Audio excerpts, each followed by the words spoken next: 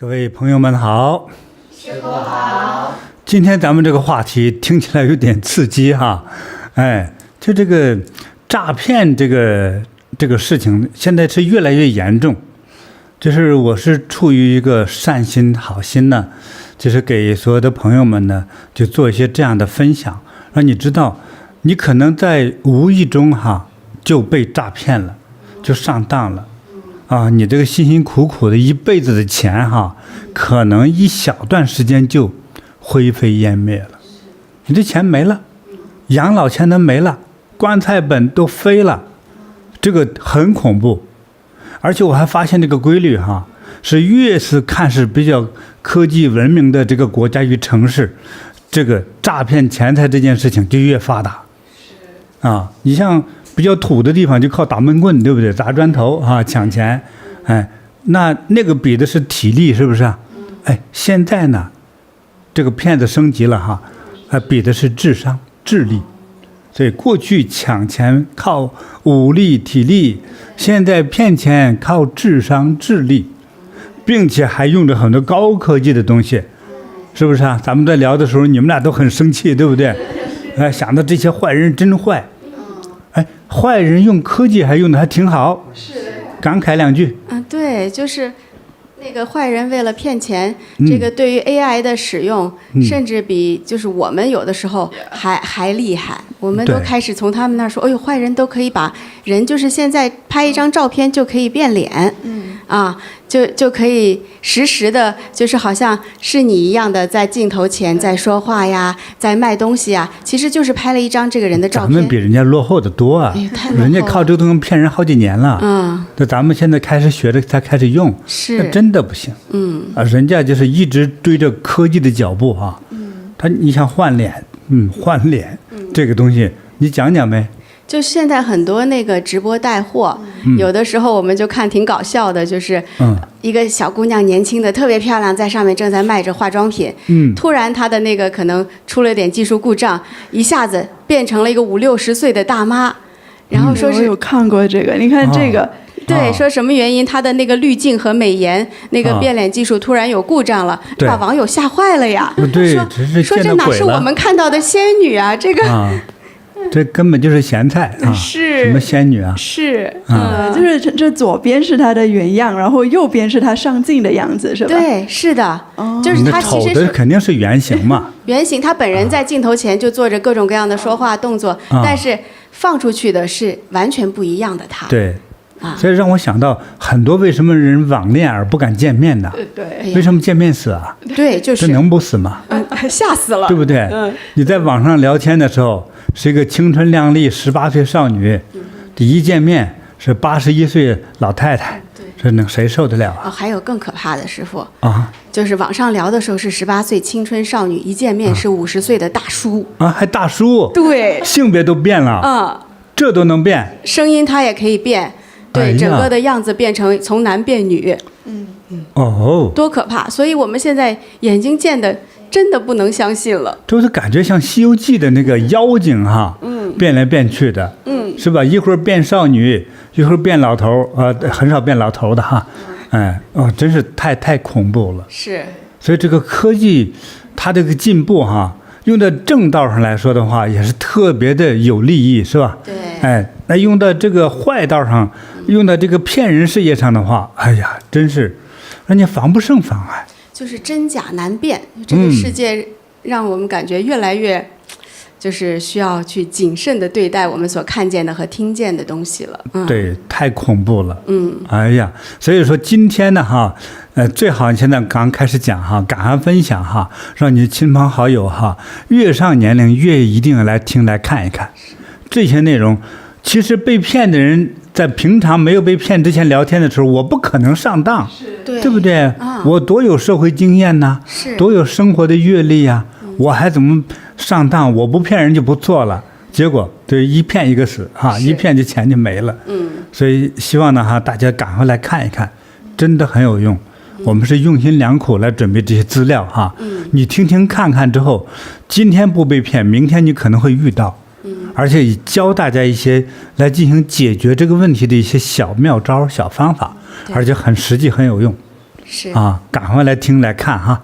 那么之后呢，大家建议多点赞多分享哈。今天这个内容主要是真正的普度众生，避免你的血汗钱被坏人给骗跑了。哎，真是，赶快来听哈，点赞分享哈，对，特别的重要。是的，太感恩师父了。那咱们来，我们开始吧，聊聊看看。好的啊，其实就是我们也发现哈，最近在各个禅堂，我们最近收集了很多真实的案例，师父对啊，对，因为我们禅堂现在开始咨询嘛，大家有烦心事都来菩提啊。那来到菩提呢，我们这些禅堂的咨询师们就反馈，很多的师姐们，尤其是50、60岁啊，甚至还有70、80岁的师姐们，最近都上当受骗，都有很多惨痛的被骗的经历。那第一个呢，我们也是，师父今天又跟师父分享的有一个来自硅谷的老太太的经历，师父给大家讲一讲好不好？我说了吧，越文明的地方越出这事儿吧。硅谷呀，美国硅谷啊，高科技的天堂啊。是。看看出啥了？出啥事儿了？对，咱看看哈，师父。看看吧。对，就是这个老太太叫张惠妹。对，张惠美。对。她85岁了。85岁了。我知道她。那对，张惠美才85岁啊！就在去年，就是2025年呐。她在讲这个事儿发生哈。2025年的4月到6月，短短2个月这个期间，发生的一件怪事儿。现在完全叙述出来哈。那段时间呢，那这个张老太太呢，咱们叫师姐吧，张师姐呢，和她的儿子关系啊有点紧张，就聊不到一起，弄她也很苦闷，儿子也怕给她说话，一说话就唠叨起来没完，孩子直头疼，所以吓得躲着她，所以沟通就比较少。那老太太见不到儿子呢，其实也挺寂寞的，对，老伴儿也没了哈，对。所以一直担心着自己的未来养老问题呀，万一病到屋里床上没人管怎么办呢？反正就很闷得慌。因为他本身他是台湾人啊，台湾移民到美国这个硅谷的哈，对，所以他经常呢和所有的台湾人一样哈，他这个手机的聊天系统那个东西叫 Line， 有个系统叫 Line 哈，你像在中国就是微信嘛哈。对，他这个叫赖，每个人手机上都有这个赖的这个群，很多亲朋好友、老同学呀，都是在上头聊天沟通。所以这个张师姐呢也有这个赖的群，她的这个赖里头呢，有一天突然认识一位上头写的名字叫林慧轩的一位女的啊，对，我们接下来把她叫小林哈。这个小林呢就打招呼说免费赠送。在美国有一位华人大家哈，叫做黄仁勋，科技巨头，世界首富级的人物，对不对？很厉害，前一段时间非常火，对不对？你看他到台湾到处夜市里吃小吃，很知名，很亲民哈，长得又帅，钱又多啊，真是谁见了都喜欢他，又没架子哈，和大家的距离走得可近了啊，真挺好的，又是科技巨头。你像美国总统去哪都带着他有好处啊。飞机这次的汽油他包了，当然了，谁乐意带个富人哈？对，带个富人来赞助他哈。对，所以呢，在网上这个小林呢就打招呼，谁要黄仁勋的关于 AI 科技的书籍，我免费就送给他。如果你不在这里的话，我免费邮寄给你。这张师姐呢就觉得这有便宜不占，他是傻子呢。这么好的事儿，对吧？行，我试一试看，我就发一个地址，姓名都写上。果然一段时间之后，书真的寄到了。一看确实是黄仁勋的书啊。说这个小林还挺好的呢。就是他敢给人打招呼啊。就在赖上说谢谢你啊，我收到了这个黄仁勋的书哈，你真是个好心人呐，菩萨心肠啊。小林呢一来二去这么一说话就认识了嘛。每天早晨，比如说6点来钟，6点半左右就发讯息，通过那个赖，就问奶奶你那个早晨一定要吃早点啊，喝水的话别喝凉水啊，喝点热茶哈。一定有一个好心情啊。你内心也充满了积极的阳光啊，啊，像吃了甜点一样的快乐呀。哎，早晨你看嘘寒问暖几句话，而且持续性的，一问就1个礼拜。哎呀，这老师姐正苦闷呢。你看我儿子不理我，你看刚认识一个小林就这么热情，这根本就是活菩萨派来的嘛。哎呀，这很开心呐。说你这个人心眼真好，又聪慧，那么惦记人哈。哎，这个小林就说不是我惦记你啊，我总感觉咱俩是有一点缘分，有点缘分。哎，这个张世杰说什么缘分？你觉得？说我总感觉到你像我妈啊，像你妈，那你不要你妈了？说不是，我从小就没妈啊。我就感觉你像我妈，我能不能认你做干妈呢？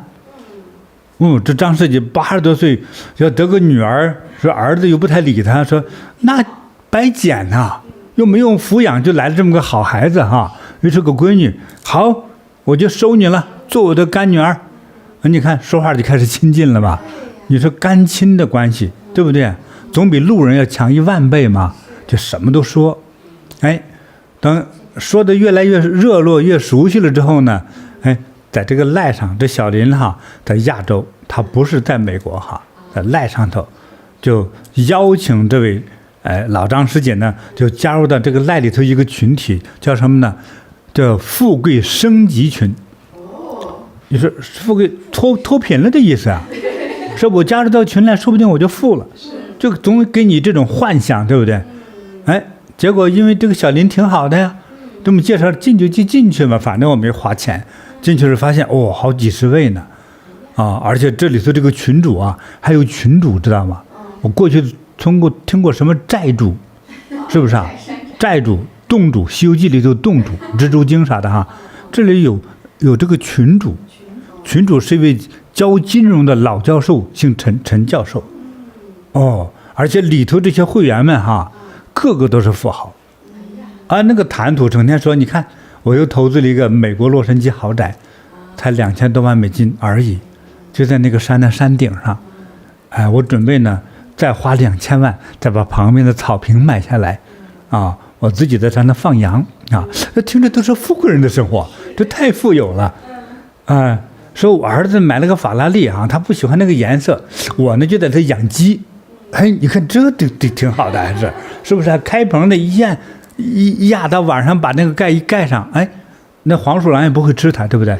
早晨一压，又打开盖了，是吧？能生个蛋还，哎呀，这跑车不是一种用途，是多种用途啊！想到这富人的生活确实不一样啊！说张师姐一看，哎呦，这是高大上、高端人才，太有钱了，拿法拉利养鸡啊，厉害，哎，可遇上富人窝了，对，哎。全是投资，全是珠宝，全是富贵。有个女人说：“我昨天画了个指甲，打折了，打折不是把手打折了哈，打了折扣，对，2只手才$6000，才$6000。那人说：你那稍微有点贵嘛？说不是不贵，我那个主要是贴金的，指甲上要贴金，贴了6层，所以现在走路有点重的感觉。”你说张老太太一听，哇，实在受不了，这鼻子要流血，这简直是富得流金呐啊，太厉害了啊！就说这个说这多亏哈，咱们的教授哈，带咱们走向富贵啊！你看他给咱弄这个股票盘哈，这个真是别人不知道，他有内线消息，又是金融专家，所以投资他去买的东西。一买哈，一年多少倍呀？就是10几倍、30倍，最高的时候100倍。哎呀，厉害呀！那简直是钱都没地方花呀。当擦屁股纸吧，有点硬哈，实在这钱多的没地方花，哇，太棒了！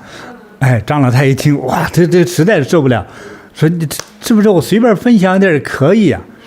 哎，接下来事儿就来了哈。哎，这个小林呢，就说。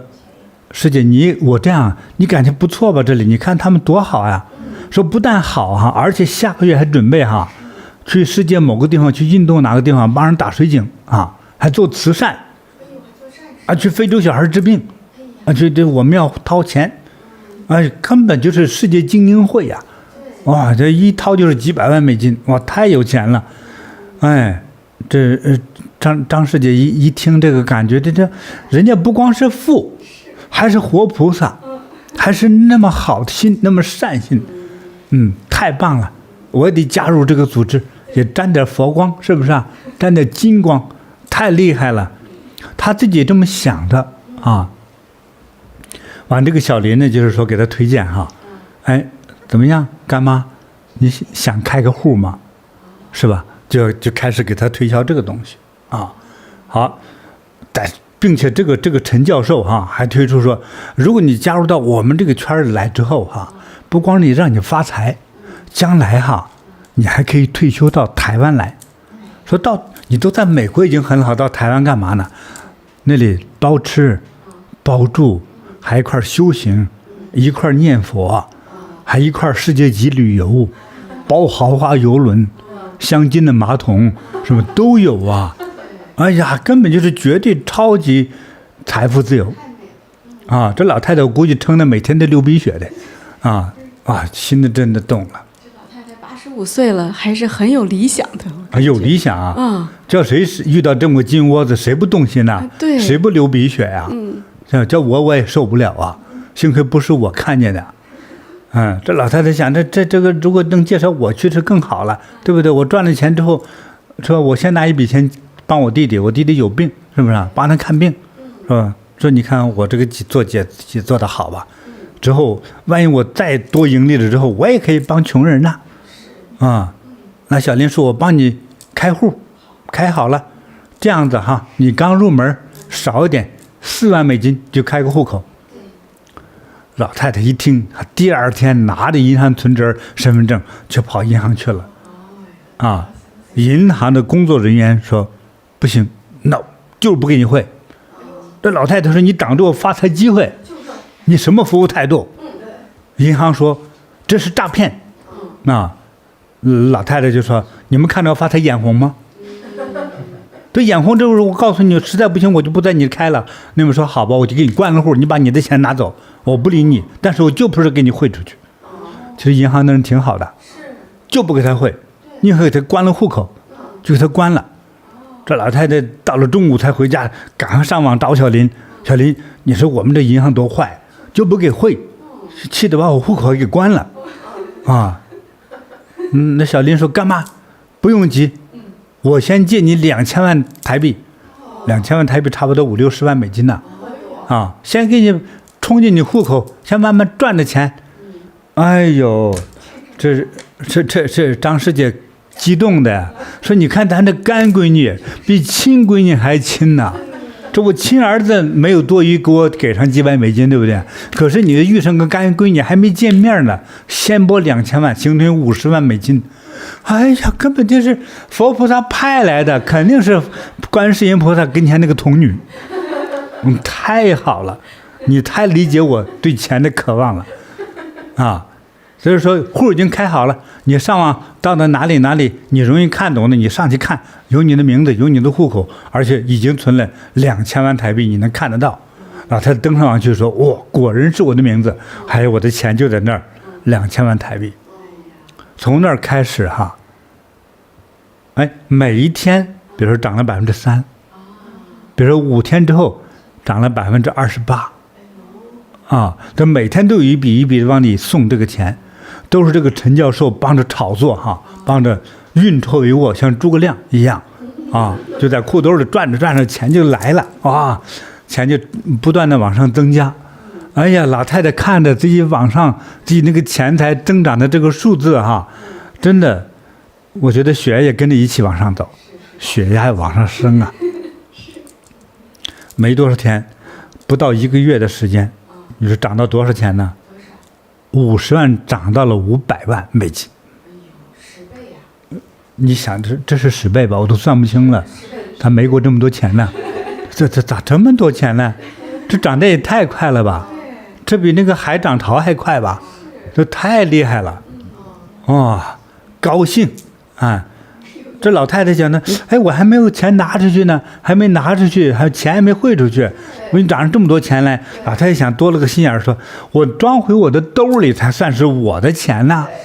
结果她干闺女小林说，哎，这么着，我这听着特别幸福哈。这么的，我先拿出100万回来，对吧？先装到腰包里去，我才觉得我这个钱是真装兜里去了，才算是我的。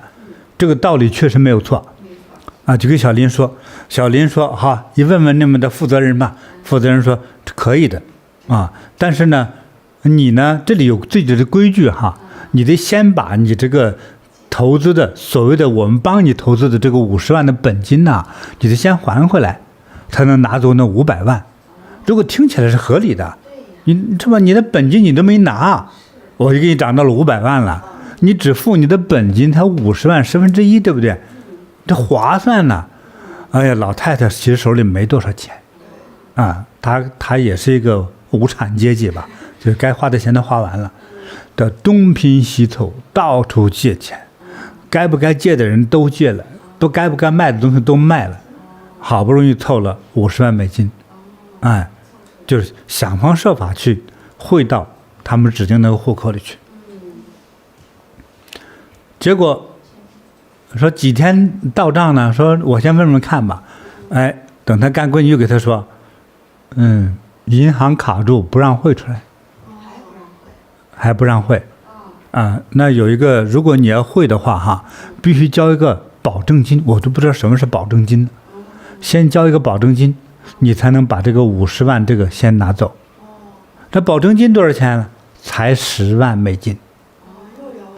他的钱全已经花光了，但是确实那个钱哈，不是，确实他的住房哈没有什么贷款，那个住房也没有抵押人家他可能和所谓的干闺女什么都聊嘛，可能人家套话都了解他有自己的房产嘛。这干闺女说，你这要不然把那个你的房子抵押了，贷出10万块钱来不是很容易吗？是吧？这不就是这么个钱吗？这个时候张世杰才感觉到瞎激动一场吧，不会是上当了吧？完了之后他就说，我现在付不了钱那怎么办？好吧，等他说付不了钱的时候，隔了2天那个再一次登录所谓他的投资账户，发现账户那个页面都找不着了。就登录账户不都是软件吗？输入什么什么号码，等于上去那个银行都不存在，那个炒作的户口也不存在，根本就没了。并且在赖里头那帮富人聊天的陈教授投资的富人这个群体也找不着了，没了，消失了。所以张师姐一看呢，哎呀，心里那个难受赶快到警方报案吧。到了警方一说的还有意思的，等他讲完，警方说，你呢是这个月第30个被骗的案例，就光到我们警察局来报的，一模一样。这是一个专门针对全球华人设的一个大型的诈骗集团的一个案子，内容和手段都差不多，而且专门针对这些老人，在海外的老人老华侨来设的局。那是你看他们都有流程的呀，哇，这太厉害了！你看这么一个所谓的一个在网上认识这么一个，寄了一本书开始，前后才2个月，你看50万没了，这他只凑了50万了，他还不是个富有的。如果你是富有的话，如果你有500万，可能也汇出去了，也就你看看所以呢，张师姐呢真的痛定思痛啊，把他整个受骗的过程把它描述出来呢，让我们给他分享出来，就让大家呢少上当，别太轻易相信说解决你孤单的人来给你心灵安慰的人，什么你的干儿子干闺女啊，还有老同学的孩子，是吧？还有老邻居之类的哈，这千万要小心。你这个钱哈，不管叫借出去还是投资出去，一旦从你的银行和从你的腰包只要送出去之后，和借钱没有关系了，就是你可以理解为叫失去了这笔钱，可能永远都拿不回来了。一定要这样去理解这个事。前后才一共，从最初寄书到这个结局一共才2个月。我提醒大家哈，很多人没有经验哈，这老奶奶是不是啊？80多岁的人可能没这概念了。不管投资任何的东西，在你想嘛，所谓他那个2000万台币，不管做任何的金融炒作，也不可能在1个月以内涨到了10倍。我跟你说，抢劫都抢不出这么多钱来，那是不可能的事情呢，那是不可能的呀。世界超级企业1年才挣多少钱呢？对不对？那些超级大的不得了的国际大型企业，1年如果能赚到他企业的50%的话，那家伙他们的庆祝到流鼻血的程度，那是几乎都不可能的事儿。怎么会有这么多的倍数等着你来拿呢？这些明明就是骗局嘛。所以他专门给老人设的骗局，这些老人从来不懂得什么叫投资，对，所以为他们定做的这个骗局，太恐怖了。对，2个月的时间这么多的好事发生，请记住，一定是骗局。就这小林还给张师姐还开一个就是账户，这样子直接投入的50万美金。就这想都觉得不可能的事情。我们这张师姐咋说也在美国住了那么多年了哈，就相信了。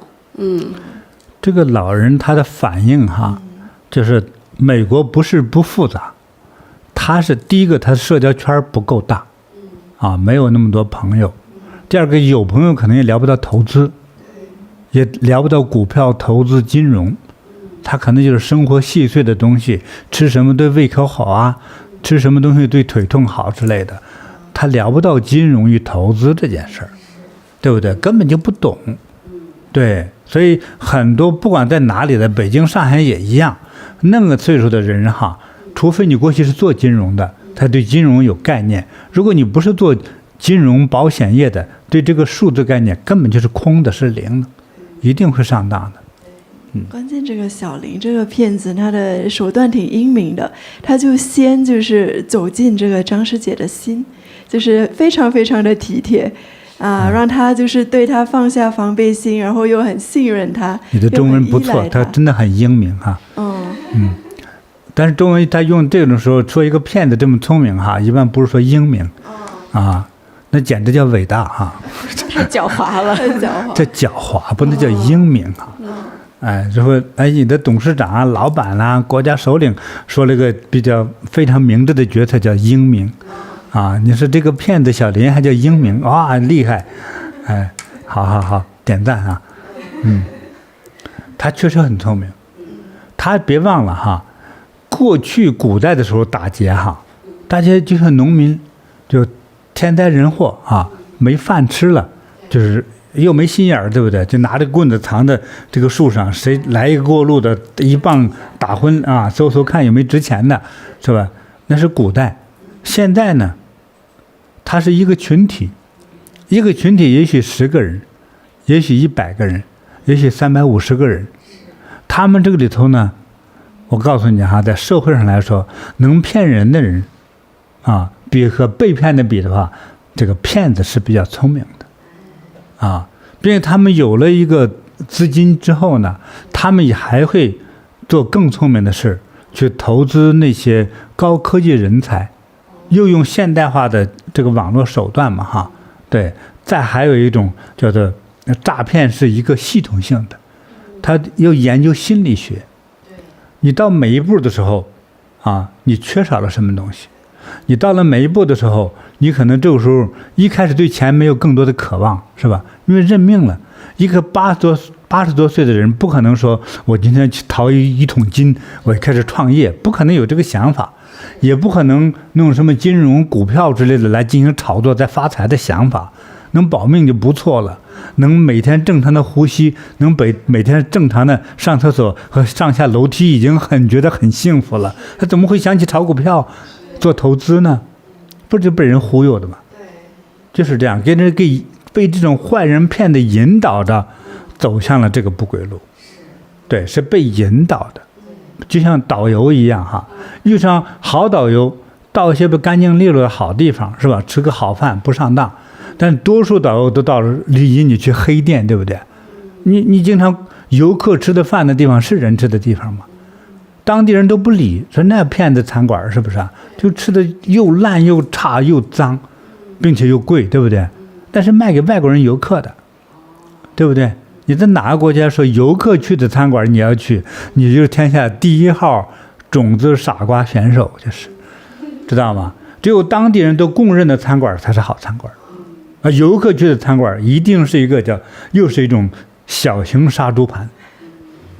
好了，不说了，要不开餐馆人都骂我，但是骂我得讲哈，这就是常识。因为我们出的门多，上的当多呀。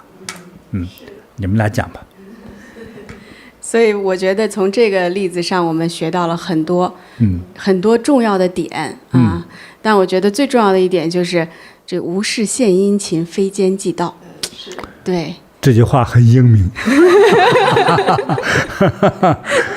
对了，对呀，一个陌生人对你这么好，对，一定要小心。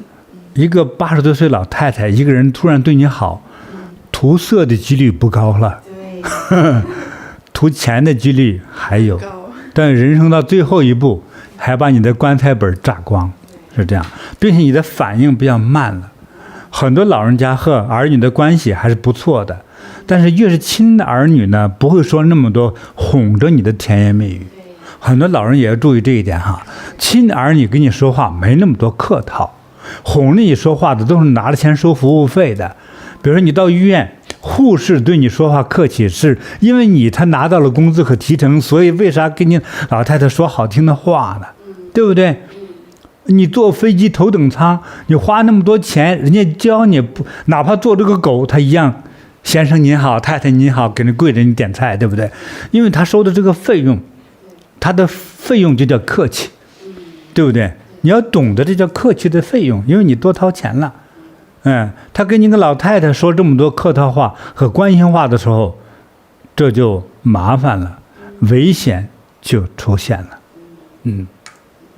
所以宁可要相信你的儿女跟你说话，就像平时那么冷淡、那么轻薄、那么普通啊，对，也好过于突然冒出一个人来，对你好得不得了，像这位干女儿那么好，这是最恐怖的。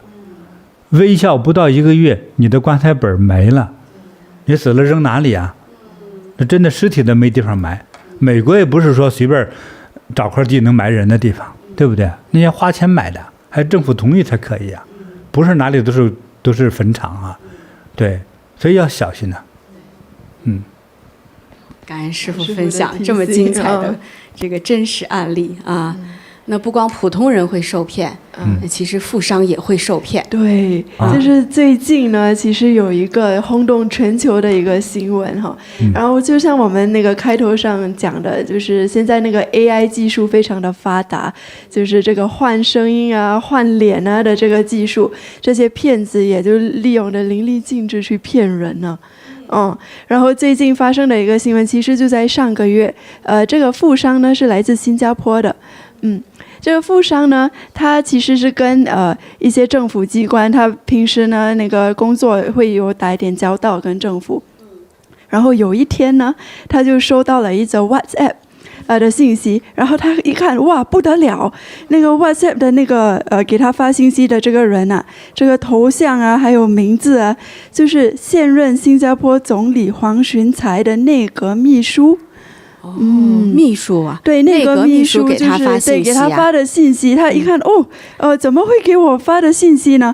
然后一看，哇，马上他的这个语气非常的严肃的说，有一场国家非常紧急的高层会议，需要你立即出席。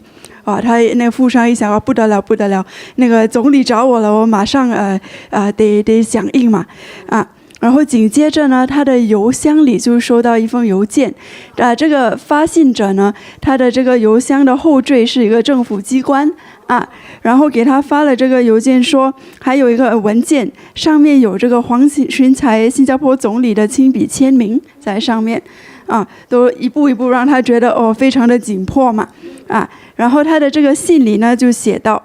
现在呢，因为那个伊朗那个开战的原因嘛，然后所以这个整个中东的地区啊，局势非常的紧张。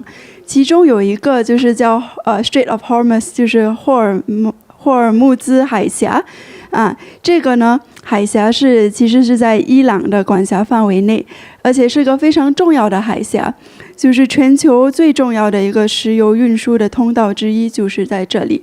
那因为现在那边那个局势特别动乱嘛，所以呢，就是很多石油都运不出来，导致就是石油的那个价格上涨啊。那因为这边那么紧张呢，其实我们那个新加坡国家啊，在那边也是有一些业务被深深的影响了，所以我们国家就非常需要一笔钱。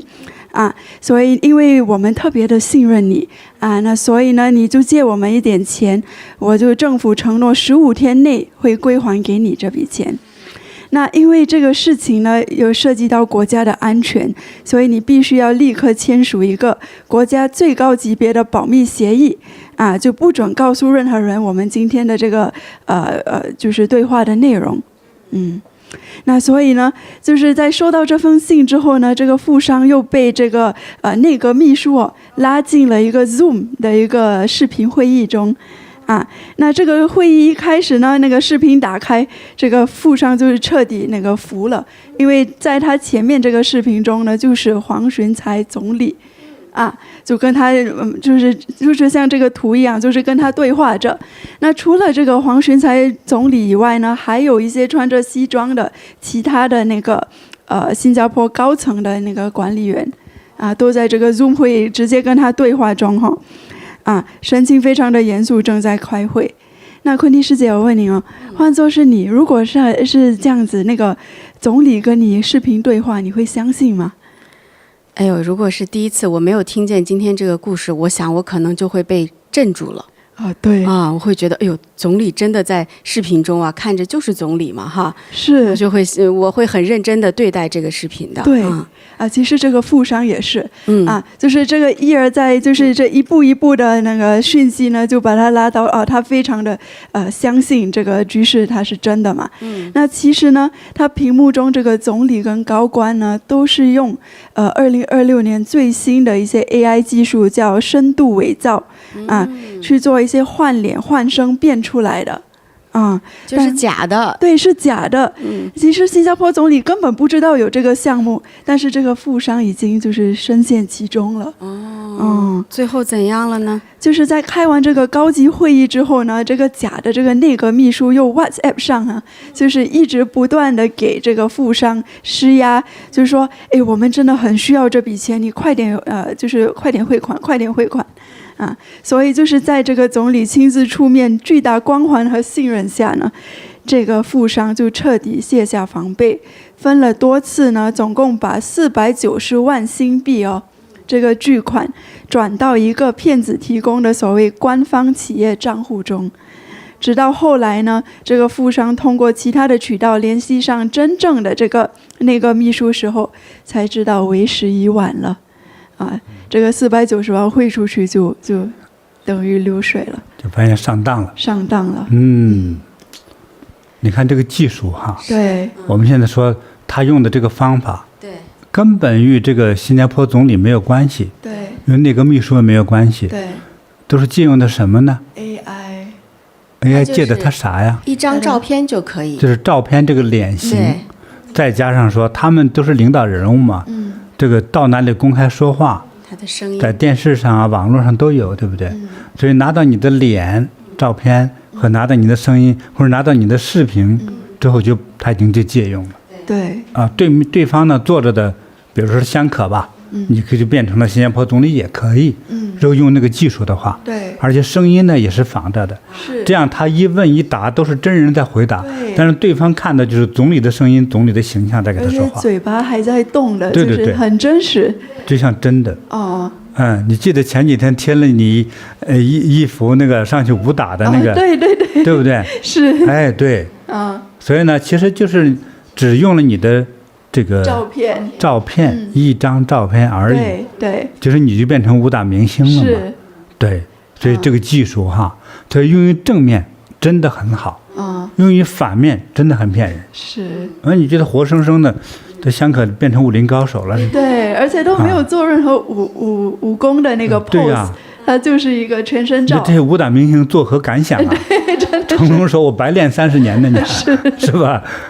对，李连杰也很生气呀，我的骨头打断过那么多块，接下来你一张照片，把我们给代替了就。接下来电影就是这样的，所以现在的演员不用练武功，躺在床上就可以武打，就一张照片解决了。厉害呀！是，对，所以正面用是挺好的呀。对，所以这个反面诈骗用的话，真的是我们很难逃脱。这真的是挺感慨的。现在就是你肉眼可见，连你听到、你见到都不一定是真的。那要怎么防啊？这个怎么防啊？眼见了也不为实，是；耳听的也不再为真了哈。是，就到了这个时代了。你看到的都是假的。真的像《西游记》中的那个妖精盘丝洞里的东西。一会儿换一个脸，对吧？太厉害了。对。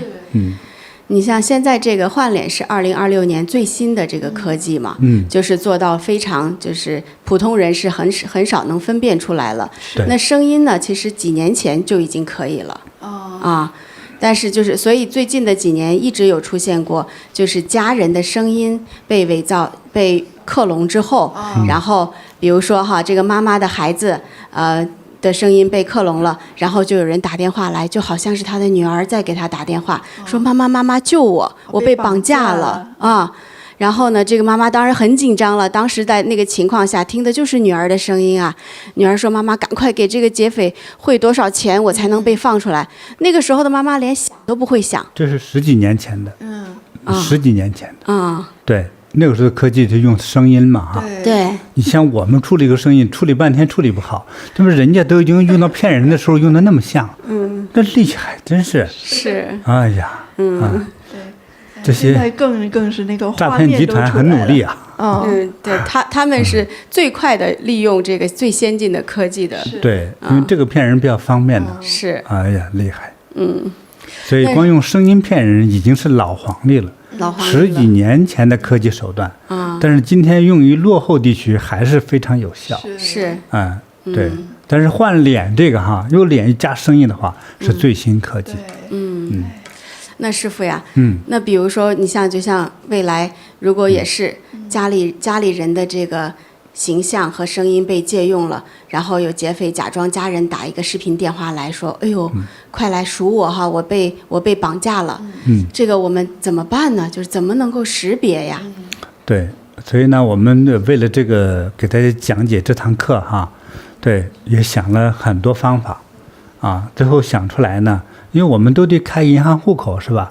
因为在国外的话，你没有银行户口，哪怕是100美金的话，有的时候也都需要去汇对，都一定要银行户口。现在都是不是银行网络这个来进行操作嘛？汇款之类的我和这个台湾一个银行的一个弄这个，因为我那个用它时候那个电脑就坏了，他就帮我把它怎么样装好，你怎么用，我们就聊到这个问题。他说这个如果我说我不在，我这个电脑也不太好使了，我给你们指令，你凭什么认我？他说今天光听你的声音，他就给我讲诈骗这件事儿。那是脸呢，他说最高科技，那个时候当时还没有出来这个脸谱最高科技他说应该2-3年就攻破了。这我们在视频上看的是你，声音也是你，但是实际上是科技代替的，是诈骗人家做的。说那到底怎么破解呢？他给我提示个方法。说你和你的银行经理做一个2个人4人谁都不知道的进行一个沟通的暗号，脸是我，声音是我，但是真人是个骗子，对不对？对。但是我和银行经理沟通的那个暗号，可是没法去复制的。对，骗子是不知道的。对。嗯。比如说银行经理说收到我的信息，我要换钱，而且给他视频通话，他就说黄河黄河，我说长江长江，啊，对不对？要这样子，哎，我说长城长城，我说金字塔金字塔，这两人就约好了这样。所以哎，我就想想这个是挺好的，对，可以用一个这样的一个暗号，哎，就是只有。哎，我们这两个重要的人士，所以不能让一群人知道，并且还要求说最好，像银行的人就嘱咐你你在网上银行操作系统，今天的朋友们也注意听如果你的银行经理没跟你说的话，网络操作的密码类的，第一不要用生日，你和家人的生日，因为很多人就说了，我只要拿他的生日，尤其是老太太的银行密码，把是正着输不行，反着输，就一输就进去了，不出3遍总能有一个是碰对的。这反来覆去就是他的那个生日，或者她老公的生日，实在不行儿子的生日，就是这样，肯定有一个是对的，对吧？所以在3天以内保证能打开银行户口，把你钱盗走。所以不要用你的生日。第二个，不用住址。不要用住址，你几号楼什么之类的别用这个还有身份证字号，上头那个编码不要用，那个数字编码别用，还有你的车牌号，所以明显的这几个号你要不要用，这是最重要的。更不要图省事1、2、3、4、4、3、2、1之类的，对，那都是胡扯，就是对，那太简单了，容易被解密所以银行的这位专家说的这个有个接头暗号很重要。那师傅有这种声音的这种暗号，那有的时候比如说劫匪把这个亲人劫了，嘴也给贴上了，对，他那时候说不出话来，就是在假的这个 AI 的这个形象中，他不能说话，他就是哎呀看着妈妈就摇头点头能不能还有别的方式？这个我自己琢磨了一个我在一个视频上，他们讲一个什么呢？一个警察，就是一个警察局长，他们抓住了一个特别大的一个大毒枭头子，到刑场上，那个法官就要开枪了，就是枪毙，因为他弄太大了，害太多人了。这种大毒枭肯定抓住没活命嘛就要枪毙。临开枪那一刹那，要被枪毙的毒枭，对着他这个警察局的局长，要用表情就反正就是弄的，就是都是表情，他的嘴是塞住的，怕他喊嘛。但他做那个动作表情，那局长看了2遍之后，突然拍大腿，恍然大悟，不要开枪，自己人。结果这事情是这样的，这是个故事想听吧所以给我们的朋友们分享一下这个故事给我的启发。怎么回事呢？之前他这个某警察局某国警察局呢，这一个就特别暗线的一个局长，这个老局长呢，他放了几个就是几个这种卧底警察卧底比如放到某个黑社会里头去他这个其实他们是真正的反毒品局的局长。反毒品局局长他真正的王牌一定是有卧底，才能抓得了大鱼才能抓大毒枭。他放了好几个，而且每一个这个放出去的人都互相不认识。对，是这样子的，都在某种特殊的部门某种地方抽调出来的这样的人才1等1的人才，又聪明武功又好，关键聪明，这是第一重要。因为他们到了毒枭跟前，毒枭不会认你的。毒枭一旦有一个起疑心之后，你可能就死无葬身之地。对，所以他这个局长派出去的这种卧底呢，只有局长自己清楚他是谁。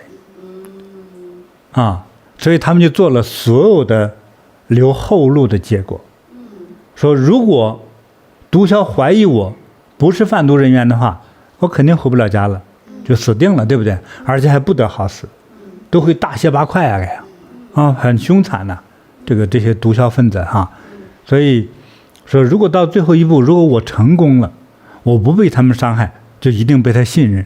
如果被他信任，这个集团可是弄大货呀，就可能上百斤的、上吨的毒那我们就一下不达到我们的卧底的目的了嘛？对吧？把这个等于这个窝给抄了嘛。说，但是到时候我怎么自证清白？因为你们抓到我的时候，或者我们有一次见面的时候，说不定我就是毒枭的身份，而你们是警察身份。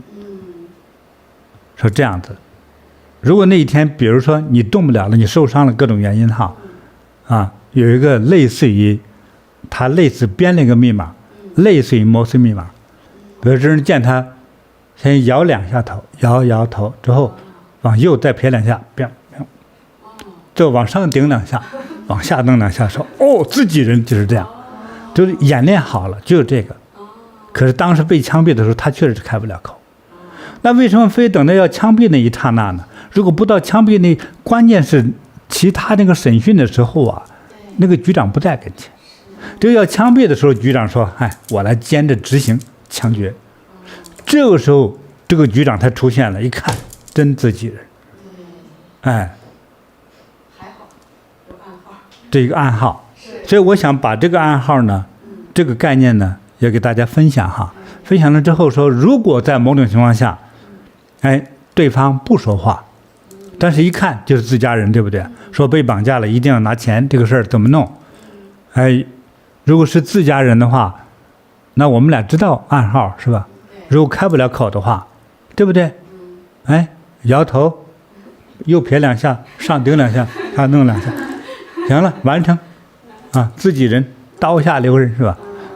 对，如果做不了，说咱们约好的，这么一说，对方做不出来啥，对方用眼神啥呀，根本不理解啥呀，骗子，你在骗我，对不对？要约好。其实这个约好的这个能说话的这个暗号和不能说话的暗号，两个都准备下来，我觉得有最重要的点的时候，我觉得能保命保财。这个很重要。今天你说大家打电话，很多人都是一边视频，对不对？对。当有一天遇钱和人命关天的时候，你弄得清哪个是真人还是骗子呢？弄不清楚的。尤其是在紧张的情况下。对。被突然一下子对被吓了一下呀，恐吓了一下呀，这个时候都反应不过来。对。所以太感恩师父了。那平时其实我们就要和家人把这个暗号、语言的和手势类的都要约定好。而且也要熟悉它到紧张的情况的时候就能够运用自如。对。是。好。所以约个暗号非常重要。好的。家庭安全暗号。那接下来呢，我还想跟师父和网友朋友们再分享一个来自旧金山的，也是我们最近的一位师兄分享的真实故事这个师兄叫林师兄，对，他是说呢，在2025年5月去年5月的一天中午，这师兄的手机突然响了，那来电显示呢是旧金山警察局。这师兄平时他说我也不接陌生电话，顺手就挂断了。那心里呢，其实还是有点不放心的想着毕竟是警察局的电话嘛。上网查了查，那个号码和旧金山警察局官网公布的电话是一模一样的。那没多久对方又把电话打过来了。这一次，师兄说我接了。那一名呢自称是警察的女子就在电话对那头说，台湾发生了重大的诈骗案。我就是师兄我就以第一人称来讲，他说我涉嫌其中，必须立即配合调查。随后电话呢又转给了一名来自台湾警方的男子。那这个男子第一句话呢就说，你上个月刚从台湾回来，对吗？我刚一听这个话我这浑身就发冷，因为这确实是的，确实是上个月刚回来的。那这位台湾警方的男子就说，有人盗用我的身份在台湾犯罪，现在案件呀已经查到了我身上了。接着呢，他们就开始一步一步的控制我，不能挂电话，不能告诉任何人，还不能联系家人。他们要求我全程开着视频，随时汇报我的位置，还不断地盘问我的银行账户、存款和资产，还说呀，只要配合才能证明我的清白。那当时呢，我就彻底慌了，整整3个小时，我一个人坐在停车场里，不敢离开，也不敢挂断电话。他们不停地重复，你的钱有问题，必须配合调查。当时啊，我的手一直在发抖，几次都差点把银行密码要发过去了，那里面可是我和太太一辈子的积蓄呀。可是就在这时，太太突然发来了信息，提醒我晚上要去旧金山禅堂做义工。我好像突然就醒过来一样，我就赶快开车往禅堂赶。但是呢，和这个警方的电话我也没有敢挂断。我一走进禅堂的药师殿，心里啊就只有一个念头，我到底能不能告诉我的太太呢？我跪在佛前默默地祈祷，我请佛菩萨给我一个指引。随后啊就抽了一个签，上签。当我看到这3个字的时候，压抑了3个多小时的恐惧一下子就爆发了，眼泪夺眶而出。我走出去，赶快找到我的太太。当时因为我的电话和视频都还开着，我不敢说话，我就是拿纸写下了事情的经过。太太呢，就立刻上网搜索，不到2分钟就找到了一篇几乎一模一样的诈骗案例，冒充公检法，伪造官方账号，不准挂电话，不准联系家人，要求视频，套取银行资料，每一步都和我的经历是一模一样的。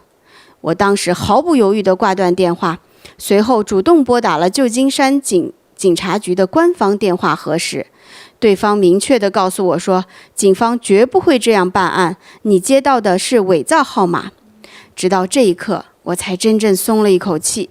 如果那天没有安排去禅堂做义工，我很可能已经把一生的积蓄全部转给骗子了。真诚感恩师父的护佑，让我在最危险的时刻及时的醒悟，避免了一场几乎毁掉我后半生的灾难。感恩师父，是来自旧金山的林师兄，也是最近才跟我们分享的他经历的真实的差点被骗的这样子的一个案例。对，对方用所谓的这种法律的这个身份哈，对呀，政府官员，香港法律部门的这种身份，是来对你进行某种勒索哈，套取你的资料，对，尤其是说的事情很严重，把你吓唬住。对呀，因为说你要是不协助办案，那人家用了你的身份去犯罪了，那可能他就要承担刑事责任，所以他特别想证明自己的清白。比如说他1个月前刚从台湾回来这个概念哈，对，通常他就被吓到了，他就真是警方，所以掌握了我的行动路线，对不对？可是自己没有犯罪，对呀，那他是怎么知道我回来了呢？我觉得是某种，比如说某个银行啊，或者是在电话的机构当中，有的人做骇客骇进去之后，说你这个电话，比如说在美国停用了2个月之后，现在突然间打开了，上头又写着他是台湾人，对不对？那肯定就知道你刚回来，因为刚回来用了1个月嘛，对，所以你就是刚回来，就是这样的。所以有很多骇客干的很多事是偷资料，还有某些不法之徒哈，他在他服务的这个机构之中，有一些客人的资料、个人资料，他是用很便宜的价钱就卖了。结果卖给的呢都是骗子、诈骗集团的手里头。对，诈骗集团再来勒索你，是这样的。所以大家遇到这种问题不用慌。如果你真犯罪了，那不是任何一个警察机构哈，也不会给你打一番电话控制住你怎么着的。对，不必要的，也是不可能。这种机构的人肯定会找上门来。对，如果真有事儿，或者包括绝对是怀疑你的话，也会找你本人。对呀，不会用电话控制你。所以就是他后来打到那个警察局，警察局说我们不会这样子去办案的，对，不会用电话，不会用 WhatsApp， 不会用任何这种手机的联系方式，对，所以这一点也是我们的网友朋友们也要学习到哈。对，这个你像我们这个林先生，当时就是一看，哎呦，旧金山警方的号码，然后再加上一句你刚从台湾回来，一下子就把他唬住了。对。所以这个大家遇到类似这种有点你弄不懂的这种看似一个麻烦的事情哈，不是说不找朋友，反而一定要找朋友说，对，好吧？他说不让你挂断电话，你一定要挂断，对，要这样子，一定要先找朋友打听，因为你一个人对一个讯息的了解哈，通常是很死板的，你没听说过，可能别的朋友刚听说过。他朋友的朋友有这么一件事发生，和你很类似，所以一定要告诉亲戚朋友，在可能才能得到解决。对，就怕把你唬住了，说你要告诉他们的话会怎么样怎么样，又负什么法律责任之类的，这样变成是你孤立无援，连个商量的人都没有。没错，是这么个问题，完全被控制了。对，你这个不是丢人的问题，而是你被坏人完全给控制住了。是，就一番电话把你控制了之后，所以我们的智商在哪里啊？那个时候已经发挥不出智商了。对，什么叫智商？这个时候才叫他发挥智商。对，当然了，也有每个人的不一样哈。对，多数人是在高兴的时候智商特别高，当这个负面的东西一发生的时候就没智商了。对，对，但是呢，没有智商也没关系。听到我讲了这一番话之后，在这个时候要果断的挂掉对方电话。好的，找亲戚朋友赶快打听，求得援助，甚至找警察。其实我也是想说，他可以直接去那个警局去验证一下呀，尤其是到警察局。对，像我们在温哥华的时候，经常会新型诈骗哈，像给华人电话号码下头一看名字都知道是华人嘛。你看他和同样是华人，比如说香港、台湾、新加坡，他们用的拼音的拼法和中国大陆它不一样的。所以同样是华人，这个名字拼法不一样，就知道你老家在哪里，是中国还是新加坡，对不对？所以一看这种的话，他会给你拨电话的时候，通常会冒充什么呢？就是什么中领馆啦，是吧？还有的那些快递公司，冒充快递公司，什么 FedEx， 什么 DHL， 对，用这种公司说你有个邮件，说确认你是谁吗？你身份证号码你的驾照号码发给我，其实这都是套你的讯息，套完了还不知道发生什么事情呢，其实都是假的。如果这样的话，说我打给你吧，他说你找不着就算了，因为在那边你要收信息哈，如果给你家送快递，如果没有收到的话，它有一个绝对撕不掉的纸，粘性特别强，粘在你们家门上，风吹不掉的。上头有写着几点钟哪一天去到哪个邮局地址去拿这个货，是这样的。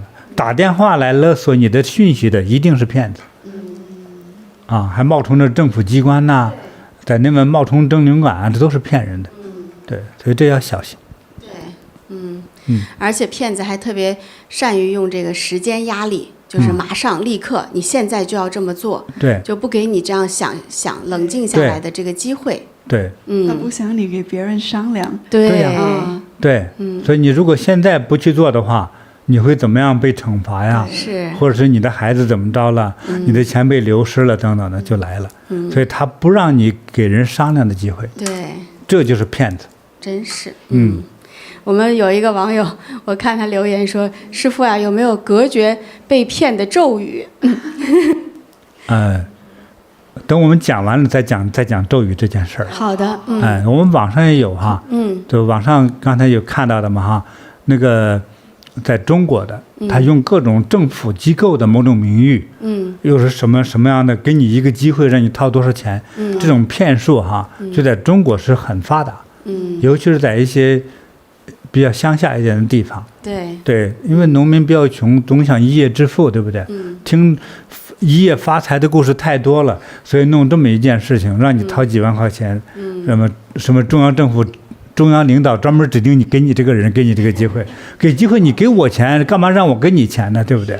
都是骗人的，所以这要小心啊。是的，对，可以大概读一下啊。这位经济向网友说：“师父好，我周围有人就到处拉人，说是国家设立让先加入的人变成领导的职务，然后就会看直播、打赏等等，还让下面的人往里拉500人也可以成为领导，还有民族大业啊、项目啊等等的。有一年，他们拉拢人，真的让下面的人赚到了钱，好像投资700能赚2-3千。有一位姐姐问我，她说这个真的能赚钱？我告诉她，这种像金字塔，上面的人赚钱，下面全都赔上了，多损。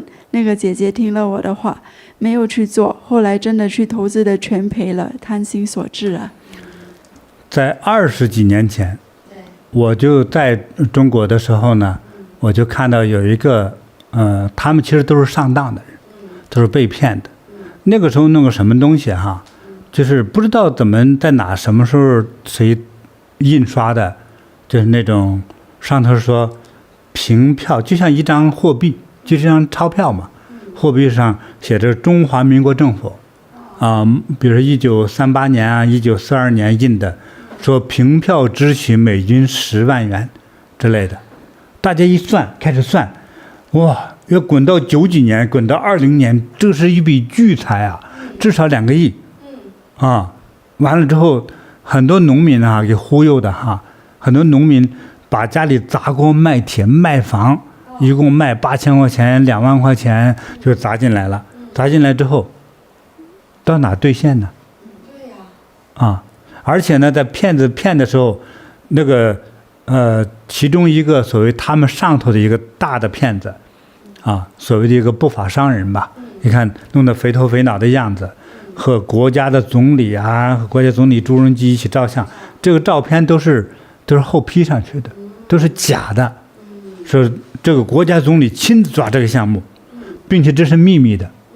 你如果找到你了的话，就是中央政府相信你，你还不能把秘密告诉别人。这样的发了财之后，让少数人先富起来，你呢能分2000万人民币，你还投资2万，你说暴富啊，就马上鼻血又流了啊，对不对？全最后骗的哈血本无归。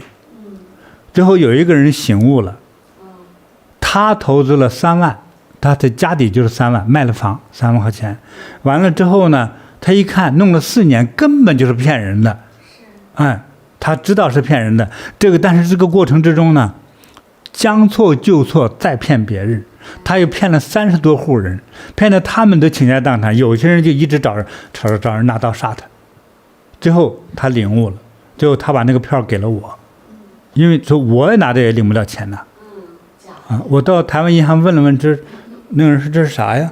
就这样很不经心的，这是啥？我说找你们经理来看看，经理说又是个骗局吧。完了，我的心拔凉拔凉的，说别不好意思了，这再让人看，在那骗人的东西就一张纸，骗得无数家庭家破人亡。被骗的人说你还不能告诉任何人，不能告诉什么公安机构，这样你就往死里闷死你。最后怎么办呢？咱们再合伙骗下几个人，就是这样的。所以骗子的手段，第一个就是别让你告诉别人。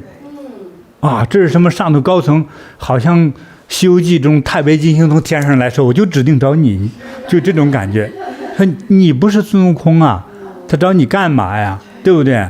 他找你一看傻不拉几，这个才能在你手里骗一点钱，这是还是骗农民的，对不对？就拿个破票，那个时候找到中央领导一起合个照，没有这事儿，这照片都是 P 上去的。今天他换个脸呢？你发展到这一步来了，是吧？那个时候有换脸的科技，早和朱镕基总理合着一起吃饭呢，都可能会能给你看，对不对？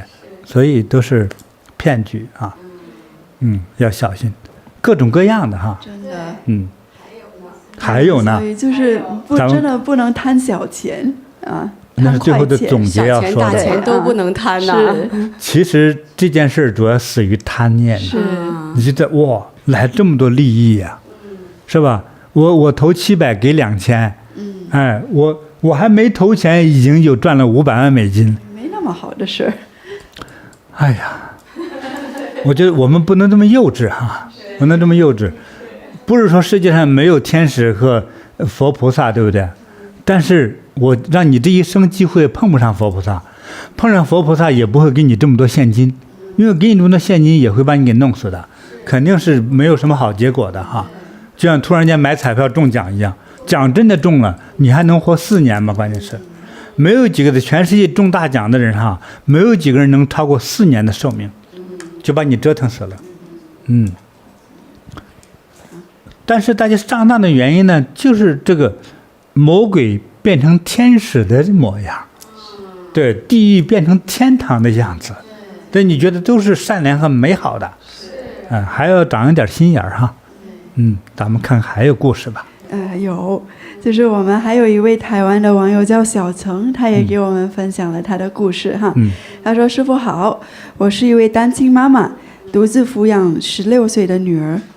白天的时候我就在冷饮店打工，晚上的时候到夜市洗碗收拾餐具，每天呢从早忙到晚，却因为都是要看天吃饭的工作，只要一下雨啊，就几乎没有收入。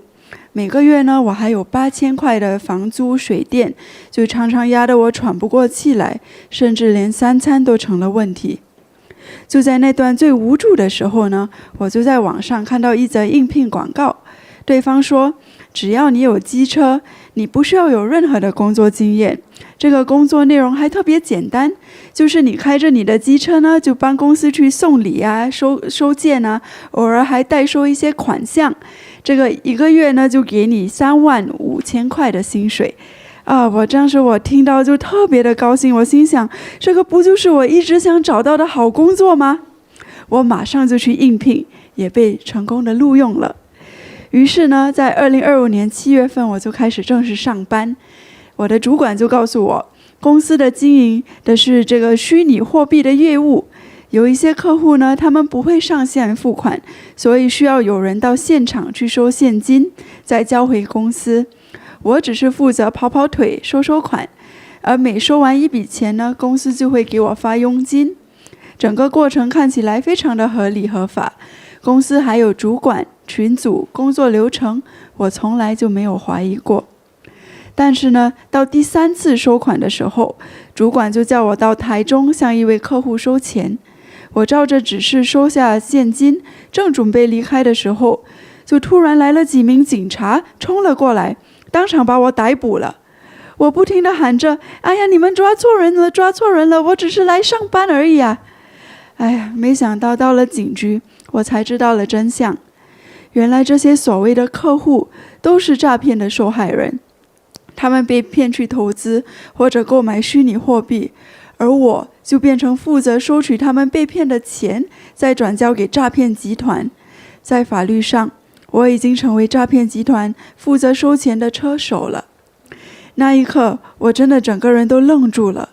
我只是想找一份工作养活我的女儿，却因为自己的无知，不但成了诈骗集团的工具，还背上了刑事责任，甚至还可能面临牢狱之灾。我被收押的第20天，是我人生中觉得最黑暗的日子。我最害怕的不是自己坐牢，而是我女儿怎么办啊？她年纪轻轻，妈妈突然消失，她一定很害怕。每天我在那个里边就不停地念佛忏悔，我向佛菩萨、向师父发愿，如果还有机会走出来，我一定要重新做人，踏踏实实的生活。收押20天之后，第1次开庭，我恳求法官让我回家照顾我女儿。当监护员走到我面前对我说，你可以回家了，那一瞬间我忍不住的放声大哭了。走出看守所，看见阳光的那一刻，我才真正明白，自由才是人生中最珍贵的财富。今天我分享自己的经历，就是希望提醒每一个正在找工作的人，很多诈骗集团就是利用这些看似简单的工作，把无辜的人变成他们的犯罪的一环。如果一份工作标榜高薪、免经验、门槛低，却要求你代收款现金、代转账、代收虚拟货币，你一定要提高警觉，别让一时的冲动变成一生的遗憾。这也是一个真的是值得我们年轻人要好好的去参考的一个诈骗案例。哎，就是现在，你像这个小岑，他本来就生活很拮据的，不容易，赚钱不容易的。对。可是他也是很想赚钱，但是呢，他找到了一份这个低门槛，就是没有经验、低门槛，但是给他很高薪水的工作。怎么可能有这种好事呢？对呀，他也没有多想。你说我们其实有的时候年轻孩子找工作也说躺着也能赚钱多好啊哈。对。问题是天下哪有这么好的事儿啊？其实所有赚钱都是要付出劳动的。对呀。当然无非是脑力呀，或者是体力的哈，都是要付出劳动，都不容易。是。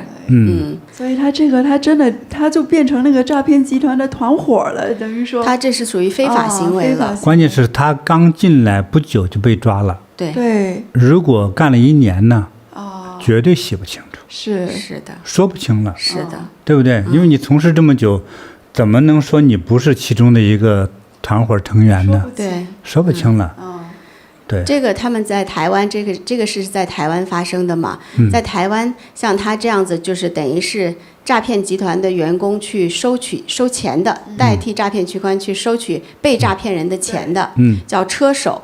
这样的车手在台湾会判1到7年的有期徒刑和高额罚款。但是台湾的法律还是比较宽松的我发现他们对一些政治家判的比较厉害是。对于这个民间的一种犯罪来说，判的其实并不厉害。是这样的。但是这是一个找工作的一个经验嘛是的。对。但是我也知道有些人为了多挣个工资嘛也有的人干脆他就是这样明确的，你就是诈骗集团也可以，你要聘我给我高工资我也干。真有这种人。他知道，因为他没有道德概念。但是他不知道之后的风险是什么。尤其是那些人也不是吃干饭的诈骗集团头子那简直是他的头脑智商一个人可以顶3个科学家。是这样的，他大脑的风暴非常厉害，都是曾经的高级知识分子，甚至进过监狱、蹲过大牢，遇到的各种的这种又犯罪又聪明的人嘛，所以教他那些东西都是很厉害的。他会把你绑进来的，比如说你就是想图挣个工资嘛，是吧？他说他给你入的是股份呢，你觉得我1年多收入这么多钱，对不对？但是如果有一天警察或政府把你破获了之后呢，你都是诈骗集团头子之一。终生的牢狱之灾在前面已经给你建好了，就是这样的。所以诈骗集团的人没有几个人说能够未来的人生之中吃香的喝辣的，像一个退休的富人一样那么从容自在的生活，绝不可能。绝不可能。他干的是缺德的事儿。没那么简单。因为找我咨询的人当中，其中有一个他是诈骗集团的人，我不讲他的名字了我也不讲在哪个国家了碰到了。他的妈妈是我们的学员，为了救这个儿子，他这儿子做工作做了3个月，他跟我聊天，说人家那个钱按秒来算的，就他那个老板还特别信任他，因为他也很老实，就是高考的时候落榜了就不出门了，老板看上他这个人不爱说话，又是老邻居，主要这个孩子特别实在，这个老板就用他当那种贴身机要秘书，就为他存钱。你想，就一个小孩23岁，他走到每个国家的类似于 FBI 那种国际警察就会找到他的旅馆给他谈话，说限你3天离开，说我还要求你在这不准上网，不准干啥，你走到哪里我们都有一个团队在跟着你，所以你最好以后不要踏到我的国家来。他走了3个国家，比如去日本、菲律宾、新加坡，都有类似这样的人员找他谈。以后你不准来，如果你再来，我们把你就扣押了，再处理你。他自己都不知道自己在警界有这么知名啊。你想他见我的一直都哆嗦，是这样子。每天都是这样的，他每天只睡2个小时觉，睡不着。他老板那个钱哈，就像往那流水一样流，但是他说我没有吃过一口饭是香的。那小孩流着泪就跟我说，但是他确实不是诈骗分子，他只是加入这里头帮他老板弄钱、存钱、管钱这个事儿，就是这样。你说有什么意义呀？对吧？你自己都不能从容容走到街上，不能正常吃饭，吃啥就是香的感觉没有了。只有一件事就是恐惧，哪都不能去。他所在的国家的警察对他熟悉的不得了了，就有可能专门有一个专案组嘛，有7个人轮换着盯着他。你想，他去哪个面条店吃饭，都有人在那后头跟着他。这何苦呢？哪那么自在啊？对不对？所以人其实要活的是一种自在啊，从容啊，对吧？这想方设法做到是生活中不要让我提心吊胆。可是他呢，这么年轻孩子，一不小心进去了，一进去才发现是个无底洞。哎呀，真的不容易。哎，所以大家在选择职业的时候啊，千万别加入这种机构。那可能未来的深渊呐，在等着你。想出不一定那么容易能出来。没法回头。没办法。任何一个国家的警察哈，逮住你之后，都会就是有一天刑满释放也找人盯着你，就是这样的。很麻烦。不该赚的钱一定不要去碰。对，他们这个出来之后，将来就很像贩毒集团的人一样，就算是从法律判完刑你出来了之后，也不会放过你的，生怕你再走回原来的道呢，就是这样的。所以我们找工作啊，就是像这种最好也调查一下那个公司的背景，对吧？啊，别做犯法的事儿。是，还有看似天上掉馅饼的这种工作，不要去接。对，这是从事职业的吧？是。今天咱给大家主要是普及的，就是防诈骗的这个事情。对。所以我们大概总结一下的哈，还有后面如果有精彩故事，再和大家聊一聊。好的，师傅。长点经验，从故事中总结经验。好。别老上当。对。那在这个诈骗领域，情感诈骗可谓是非常盛行。厉害我已经听到无数个了。对。那接下来呢，也是跟师傅再分享一个来自纽约的，叫小美。但是这位小美师姐她已经69岁了。还有爱情的经历。没错。也是2025年的4月去年，那一位陌生男子呢就在 WhatsApp 上和小美加了好友。那小美的丈夫已经去世了10多年了，小美这10多年来也是很孤独的呀哈。那这位男子呢和小美加好友之后呢，两个人就聊起来了。男子每天嘘寒问暖的关心小美，这让小美感受到了久违的温暖呐。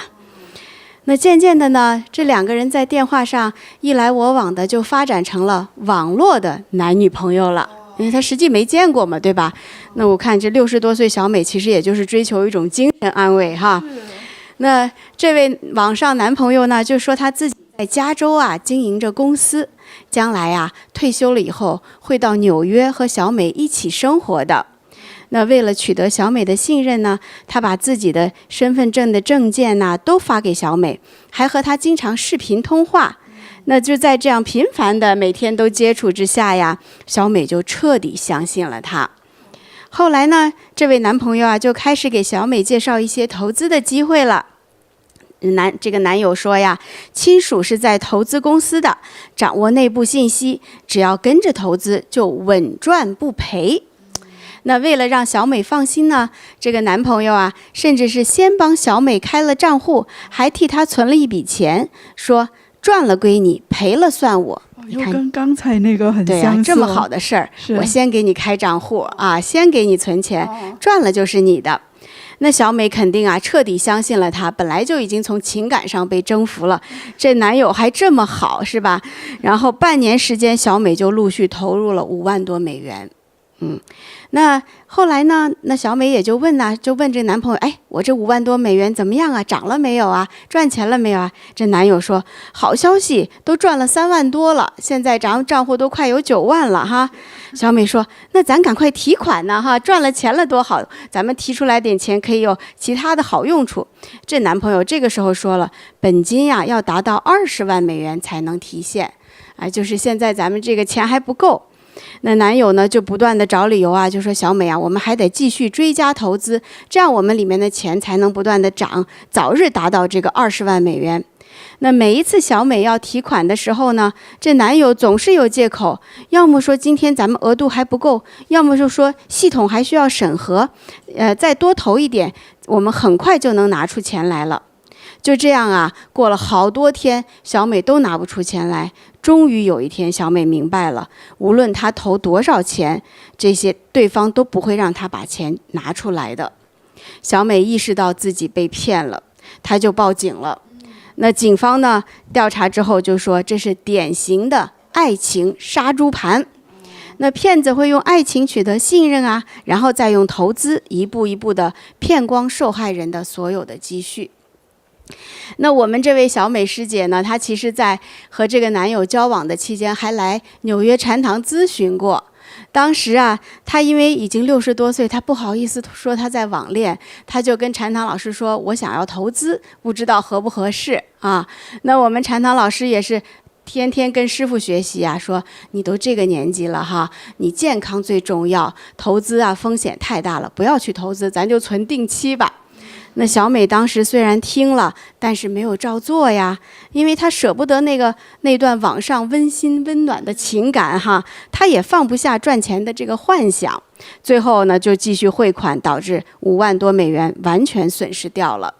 后来当小美知道她受骗之后呢，她整个人都崩溃了，短短的2个月呀，瘦了20多磅，吃不下睡不着，一个人躲在家里天天哭。她觉得人生没有希望了，甚至还一度产生过轻生的念头。后来呢，又在禅堂师姐的不断的这个就是关怀下，小美又重新回来了禅堂。她就天天听师父的开示，慢慢的自己也走出了痛苦，重新呢又找回了活下去的勇气啊。那小美今天也是非常勇敢的把自己受骗的经历分享出来，也是希望更多的网友朋友们能够以此为戒呀。遇到这样相同的事情的时候，不要再上当受骗了。对。太可怜了！你看，这个钱也没了，这情也没了。情从来就是没有的，但是钱是真实的没有了。所以这个骗子呀，我就觉得这骗子他都是先走进了你的心啊。当他走进了这个，你看小美都60多岁了，可能很多60、70岁的老太太，也许没有这个对爱情的幻想了，但是当被这样子温暖之后，他又重新燃起了这样美好的渴望。这时候我就想起有一首歌名叫《冬天里的一把火》，对，死灰复燃了。死灰复燃了。对，复燃之后也挺厉害的，挺厉害的，很勇猛。是。所以这个骗子呢，其实先走进你的心，再拿你的钱。对，顺便拿你的钱走了。这心都走进来了，你说拿啥不能拿呀？就方便了。对你，因为你对他没有怀疑了，没有啊，没有怀疑，没有防备，只有爱和信任。对，你看，但是我们被骗的人，你对他产生那个信任和爱，也基于物质的原因，对不对？对。你说这个男人挺帅的，是。这个男人是个好职业，对。这个男人是个律师，牙医。什么医生，什么学校校长、大学教授等等的一些光鲜的这个职业，对不对？所营造了这样一种你一定要从物质上、身份上信任他的感觉。这还是贪的是什么呢？贪的是物质。是，对。对。所以才慢慢的一步步的往下炫哈。是的。所以最后呢，失去的是你的钱。对。其实在加拿大有一个一个 YouTuber 哈，专门在网络讲故事啊，采访移民那样的人，他也不是拍了一个这样的人嘛，对一个移民的华人，一位中年妇女。对，那中年妇女呢，对，应该不到50岁，把她的积蓄应该100-200万的积蓄全骗光，是骗光了，还在这个小伙子采访他的时候，他就是又哭又闹的在讲他的过程嘛，讲完了过程，最后还问拍摄的人说：“哎，你说这个人是不是真的爱我？”其实他的那个人那个故事是没有这个人。对，说那个诊所那个医生是真有这个诊所，真有这个医生，但是那些都是 AI 来做的，假的。在给他对话的时候，那些都是假的，都是 AI 给做的。来给他聊天、打电话、语音这些东西都是电脑做的，不是真人的。对，这个诊所有，但和这个骗子没有丝毫关系。这个骗子就是一个骗子，对付这样的老太太、女人，一个人他的工作一个人对付60个、80个这样子的。按照这个时间点，到了，比如说到第5天我应该发哪个信息，到第8天发哪个信息，它是有套路的。就像一个人养了10头猪一样，就是有这个意思。说着有点难听就是这个意思。但是那个给你养你1个月就杀猪，就是这样。所谓的杀猪盘就这么来的，它以爱情的名。所以我想我们要给网友要提醒的呢，这个也不能说不相信爱情所以在网络没有见面的爱情，你可以理解为是没有，你可以理解为就是一个机器人在给你开你的玩笑，或者就有操纵的人为了在你的骗钱骗色在你这儿开始吹爱情的风而已。你将会他们选定的一个要杀猪盘的猪，你要被宰了，要拿你的钱嘛，这一定要弄明白这一点对不对？你说年轻有姿色人骗个色，对不对？等你尤其是已经过了50岁之后，不论男女，你个色确实和20岁没得比，对不对？就要拿你的钱，因为年长者才可能会有了积蓄这个部分，对，所以就是这样子所以呢，我们少一份这个贪心。他们在研究这个人性的时候把人性的弱点全部研究透了，对不对？用你的贪心来征服你。比如说非常好的高收入的职业，光鲜的职业，他如果想方设法证明了自己这个职业的时候，你不就信任他了吗？所以我说拿钱啥的，不就是你真的去拿了吗？对不对？你那还有没有因为职业的光鲜骗人的有吗？有，我就想起还有有一个这个挺有意思的对，他这个呢，就是前阵子在法国发生的一个新闻就是这个也是一位老太太她是53岁，她名字叫安妮她是一个室内设计师。然后当时候呢，就是在2024年的时候，这个安妮的婚姻有出现一些问题她长期呢因为得不到丈夫的关心，所以内心非常的孤独，非常渴望就是有一个爱她的人。然后就在这时候呢，有一位陌生人突然主动联系她，对方呢他就说是好莱坞巨星 Brad Pitt 的母亲这个人联系他了，那个母亲就说：“我觉得你非常适合我的儿子 Brad Pitt 然后这个安妮就一看就说：“这不会是那个骗子吧？”但是呢，后来呢，马上又有一个人联系他，然后这个头像跟名字呢就是这个 Brad Pitt然后他就说呢，这个对方就说我非常想更加的了解你其实安妮呢，就是活到这把年纪的53岁，她当时候看了也是有一些怀疑，但是呢，之后呢，这个 Brad Pitt 他每当起疑心了之后呢，他就会用 AI 生成的这些照片、影片，甚至是语音跟他就是对话，让他越来越相信自己真的是在跟这个国际巨星谈恋爱。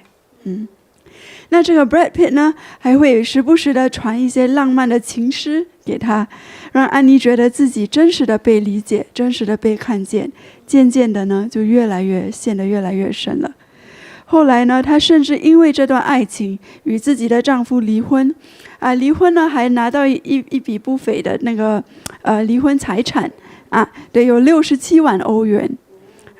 这时呢，这个骗子呢才开始就露出真面目了。这个他就告诉安妮说，因为他与他的这个 Brad Pitt 嘛，跟他的前妻 Angelina Jolie 在那个打官司，所以这个银行账户被冻结了。后来呢，又给安妮传了他 AI 生成在病床上的照片，说自己罹患肾癌，急需医疗费。安妮毫不怀疑，一次又一次的给他汇款。这1年下来，总共被骗了83万欧元。其实在这个过程中呢，安妮她的女儿就一直在跟她讲，妈，你一定是被骗了，一定是被骗了，这个骗子这么明显，你怎么就看不出来呢？但是安妮就回答说，等这个 Brad Pitt 亲自来，你就知道是真的了，到时候你还要向我道歉。直到后来呢，安妮自己看到新闻说，真的那个 Brad Pitt 他公开跟他的女友一起出现了。他这一刻才知道，他真的就是被骗了。你看，这 Brad Pitt 就找了这个女友，那怎么可能就看上这个53岁的这个安妮嘛？哎呀，他就非常非常的难过。原来这1年多来，他爱的从头到尾都是一个骗子。那被骗之后呢，安妮整个精神就崩溃了。接受采访的时候，痛哭地表示，他自己曾3度想要结束自己的生命。那家破人亡啊！对，因为一个骗子出现，是不是啊？离了婚了，对，他的钱也叫人给骗光了，是，而且自己自愿的。她怎么面对她丈夫和孩子呀？就没怎么有脸呢？真的是，所以这种悔恨呐、耻辱感真的痛不欲生。是，哇！但是最可恨的就是骗子，是，其实还用这个世界名人的这个形象骗人。就我们现在讲起来都觉得不可思议，但是他可能深陷其中的时候，然后对方又那么给他那么关怀啊，又有照片又视频又语音的，哎呀，他就沦陷了。这怎么说呢？怎么说呢？就我的网友朋友们也说，就是无事献殷勤，非奸即盗，是不是啊？莫名其妙飞来的甜言蜜语和关怀一定是有一个阴暗的目的。我们不是说人性太坏，但是空穴来风的好一定是怪怪的。你们之间没有任何关联，就来了这么多的殷勤和美好的时候，我觉得还多了一份防备为好，还要赶快把这种看似天上掉馅饼的馅饼还是移开的好，别占这个便宜，真是不能占。对。我们现在有位网友就留言了，他说：“师傅好，我分享一个侄子的故事。交个女朋友。”女朋友说家很有钱，想和他做个护肤品上市公司，说肯定赚钱。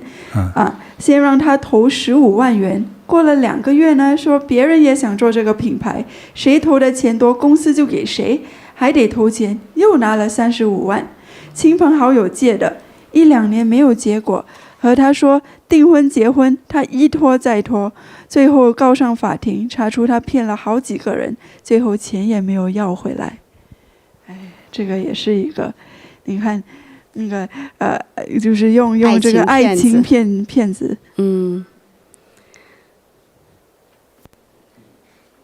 留言中还有那个新加坡的一位网友留的言对，这上头也是被骗得很惨。是，香憨了是谁呀？香憨他说感恩师父的开示，同学去年也在微信被骗了很多钱，说保险今天过期了，结果在线上就给了他银行的资料，2个户口的钱全部都被扫光。后来我建议他在禅堂供了灯，所幸他很快就恢复往常。他说还好我还有工作可以继续积极工作赚钱，感恩师父的加持，现在同学还很好。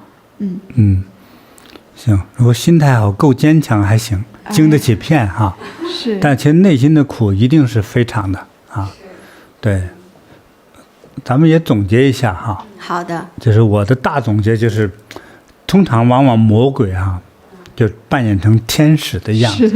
什么天使是什么样子呢？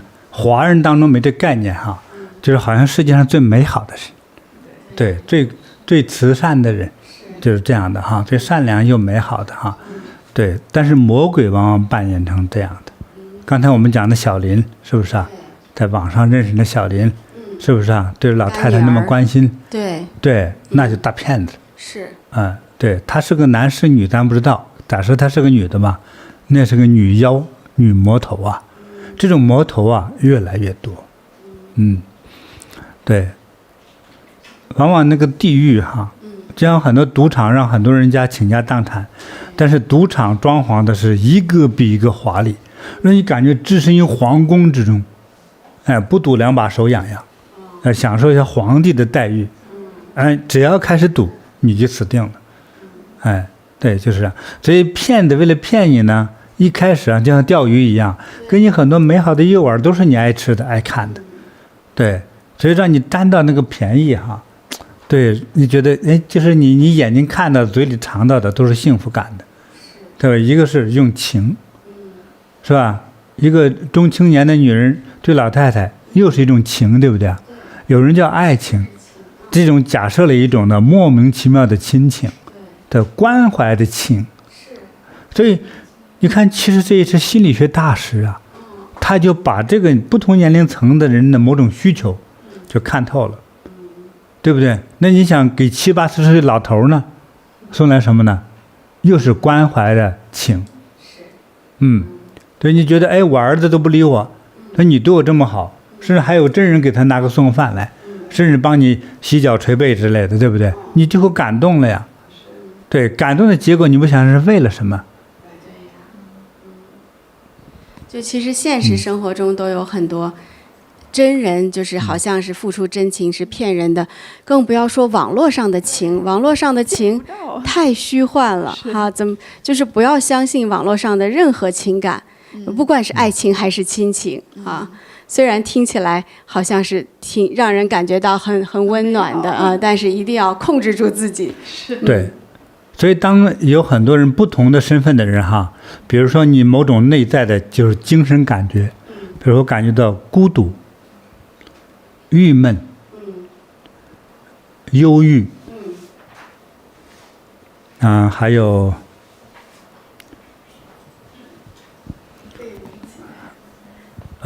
孤独，孤独讲了，还有焦虑的时候或者是胆小对，等等的这些原因的时候，这些叫做精神状态发生的时候，对，这些状态本身其实就是个漏洞，要让不该知道的人知道了。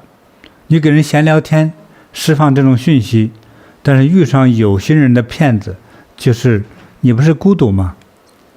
那我来给你送春风，陪伴你。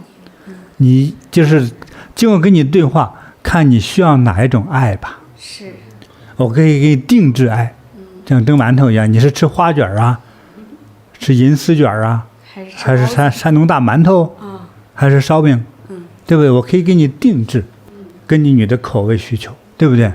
定制完了之后，你就被圈套了嘛。对。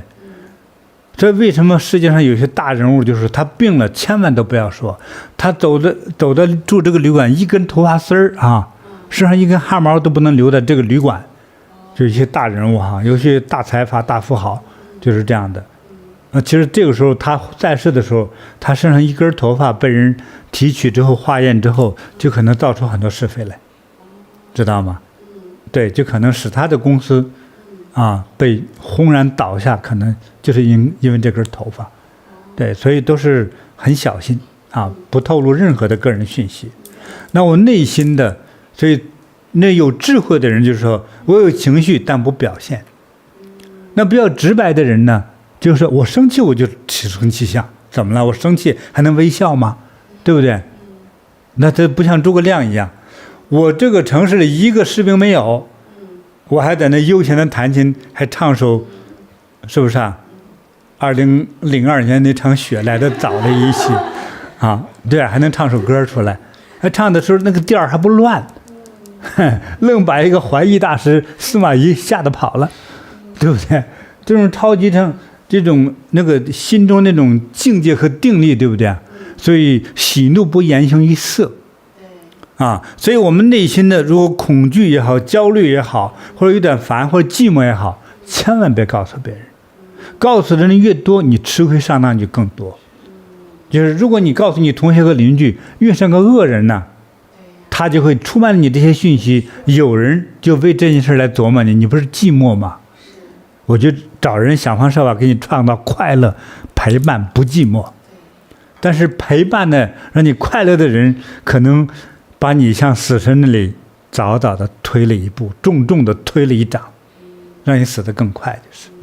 所以不要透露这些东西，所以我们也不要莫名其妙的说我孤独啊，我寂寞呀，我们家人都不理解我呀，别透露这个，没好事。对。是，那更不要相信陌生人、来自陌生人的关怀呀、电话呀、联络呀，这种主动的搭讪呐，哈，就一概就是不要，就是一概切断它。对，别相信这些。对，不要让一个你刚认识的人就透露了你内心的感受，我寂寞，我孤独，我的家人这个不好那个不对啊，别透露这些，透露的越多，死的越快，吃亏就越大。啊，那么第二大提醒呢，就是听见、看见不一定是真的，千万记住这个。你比如说，你要是买过股票、买过基金的话，那股票、基金我在网上查看的哈，讲到的都是你看看，就像个箭头一样，滋滋滋一直往上涨。你看看，这60年以来，长盛没有败过，啊，这说的可牛了。我们现在有几十亿资金，你几十亿资金还差我这2万块钱嘛，对不对？哎，套了，你一直往上走，一直往上走，谁都打不过我们，谁都打不过我们。你那么富，干嘛套我们的钱呢？大家就不想说一直走，一直走，是不是我进去我也沾光了？这时候吃亏就已经来了，地狱的门已经打开了，你的钱就会被他套牢了。那怎么套的呢？贪小便宜吃大亏，对不对？哎，人为财死，鸟为食亡。哎，鸟为了吃那个食，对不对？被人给捉住，做成了烤鸟，对，红烧鸟，是不是啊？啊 ，barbecue 鸟，这都给烤了，都给弄死了，对不对？这个就像打仗输了一样，败者为寇，任人宰杀。很多成为了俘虏之后，被人砍头，被人活埋，历史上多少呀？还有成为奴隶，天天干的活儿比牛干的活儿都累得慌，你成为奴隶呀。过去罗马帝国那么多美妙的建筑都是奴隶造出来的，对不对？就不用经济成本的奴隶，对吧？你不干就打死你，啊，是不是把你的手砍掉一个，手指砍掉一个都是可能。所以别贪便宜。我们吃亏的那个真正的原因，人家先和你套的近乎。完，你又看到哇，一个月左右的时间涨了10倍，如果真有这种股票的话，这股票太不靠谱了。今天的10倍，明天你可能当时1块钱买的哈一股，明天你可能变成1分钱，赔死你，就是不靠谱。啊，一个好的股票不是这么大的波动的，那个20%波动都已经很大了，就是。他下次赶快就停盘，就封起来，我不赌了，就会赶快封门，就会说那么大的波动一定有问题的。世界上没有这么大的利益等着你去拿呀，对不对？你抢劫抢不到那么多钱，所以就是我们要别那么贪心。其实这前头上当的几个，除了人家用各种的方法接近你，但是真吃亏的呢是你的贪心嘛。对，所以大家哈，吃叫什么？贪小便宜吃大亏，啊，千万记住这一点，别贪便宜，别贪便宜。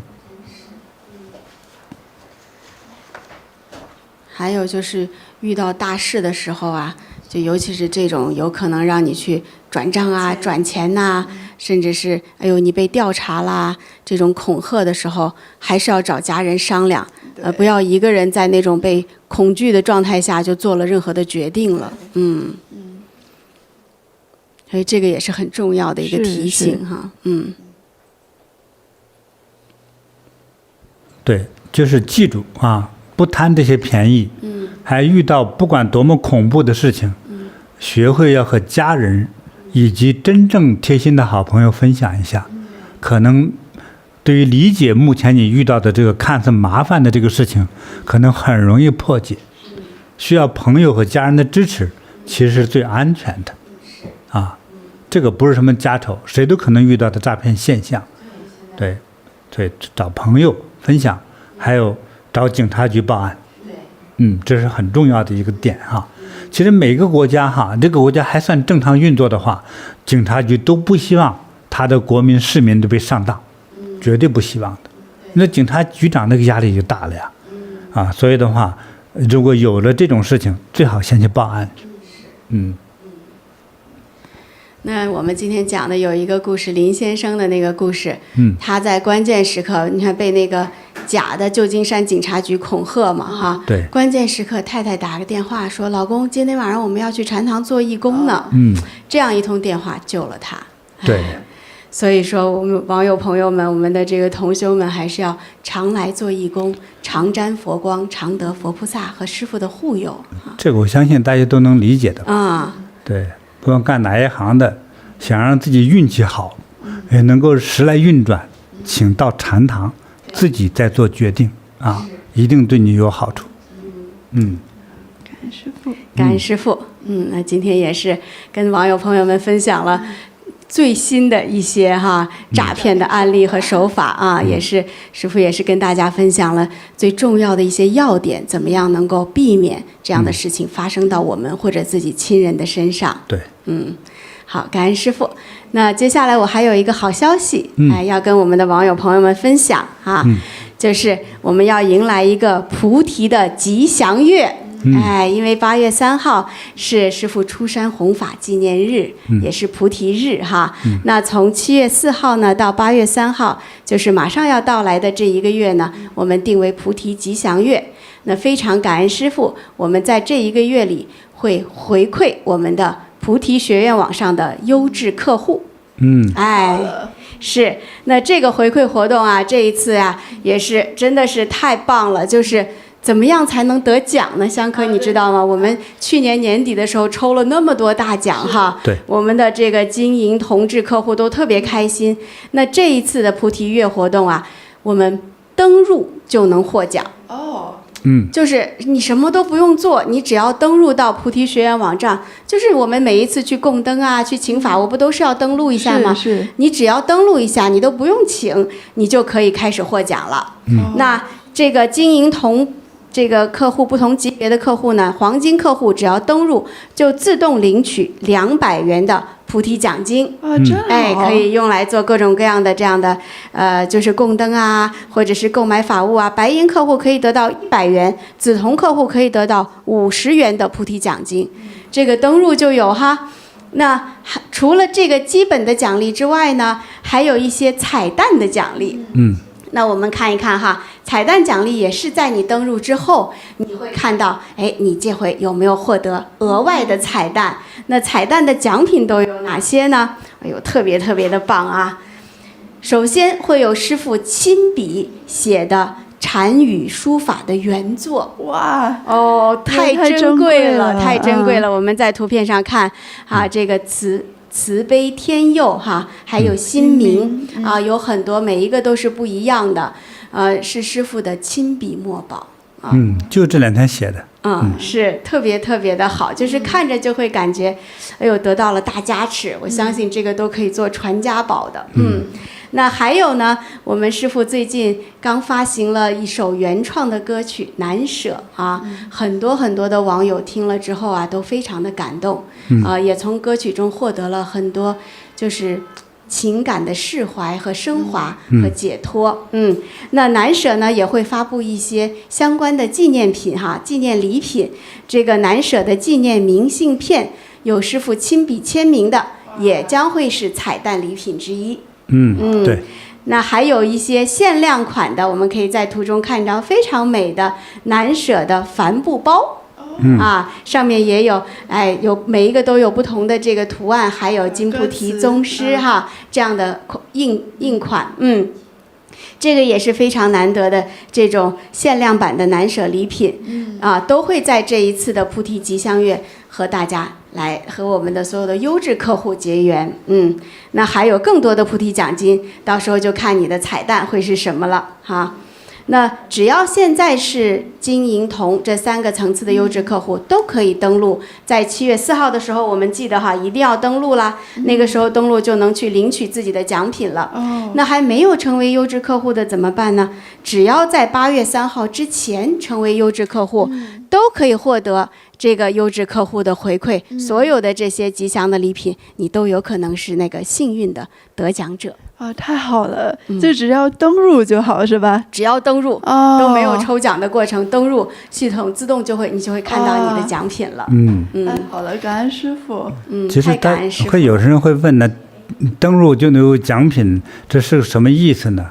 我想幸福和吉祥给大家进行分享。像今年有出版这么多新的东西，这么多美好吉祥的事件发生哈，所以把这种美好给大家分享哈。所以你登录进来之后呢，就可能有机会获奖了哈。这是很真实的。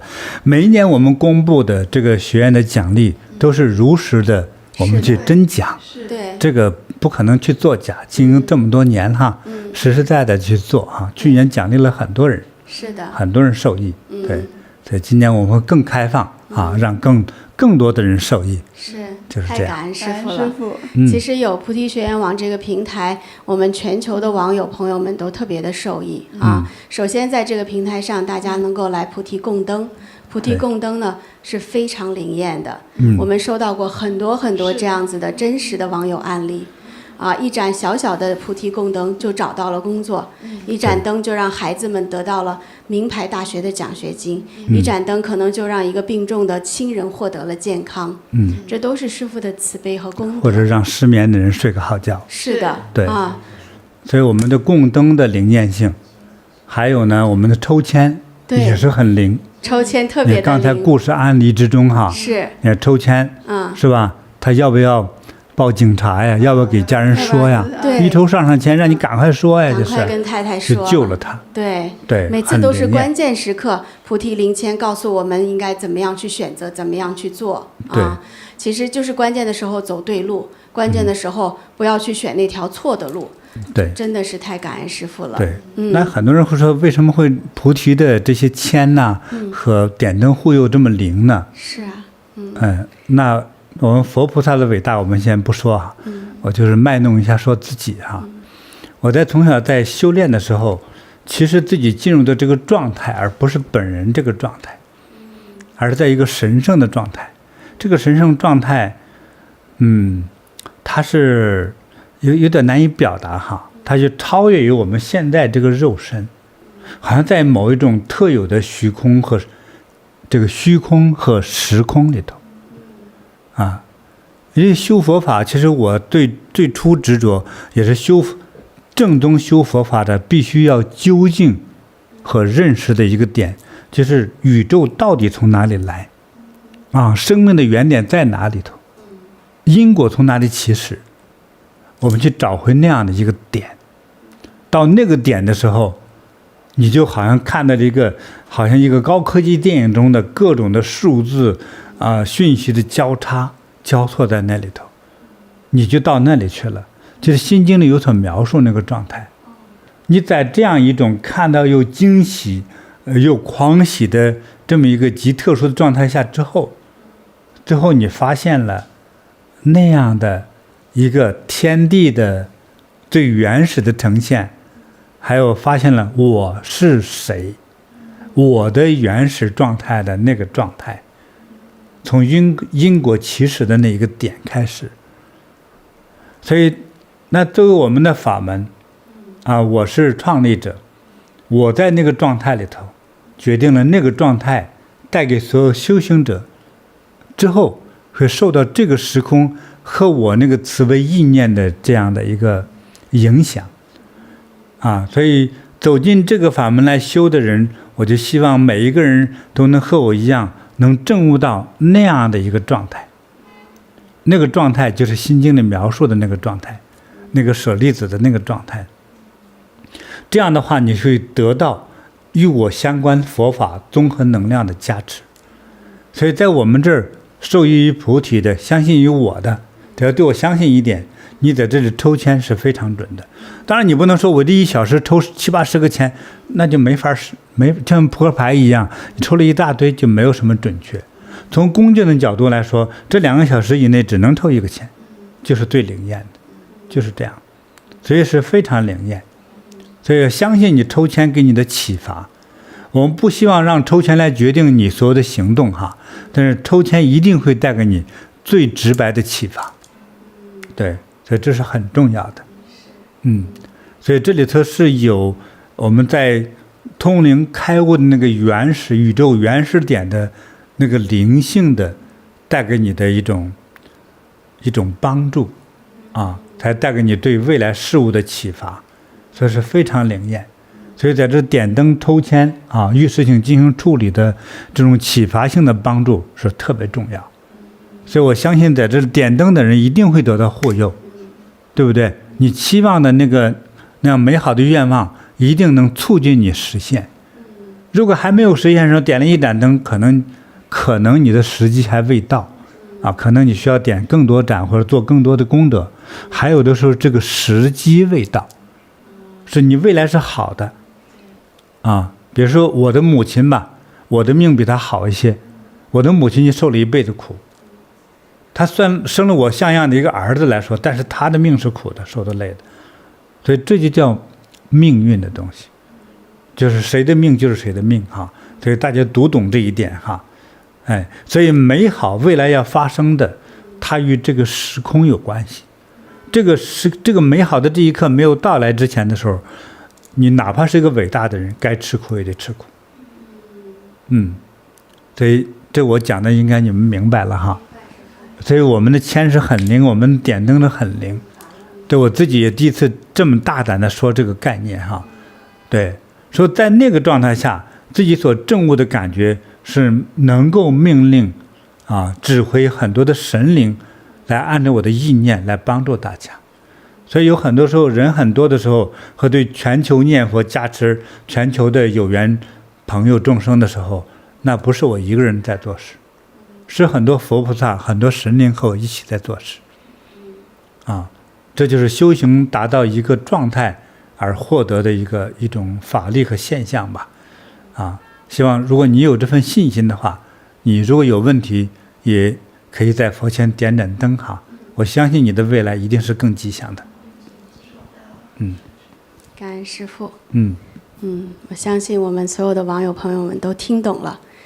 我们也会珍惜这一生跟随师父学习修行和利益他人这样宝贵的机缘。感恩师父。好。那我们也跟大家预告一下，下一期的直播时间。好。就是亚洲台北时间7月4号下午6点钟，那北美温哥华时间是7月4号凌晨3点钟。好的，好，祝福大家健康快乐，如意吉祥。我们下次直播再见。感恩师父。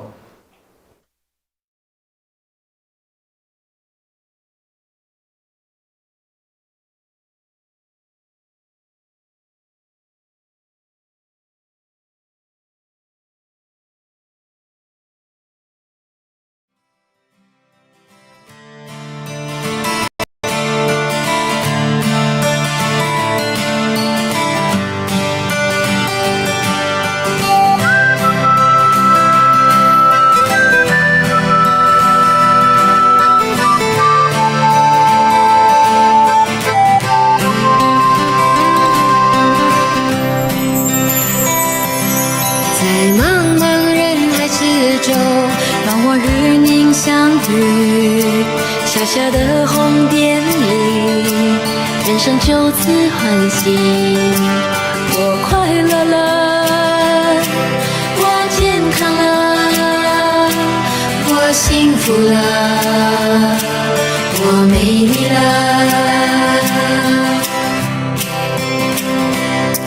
在茫茫人海之中，让我与你相遇。小小的红点里，人生变得神奇。我智慧了，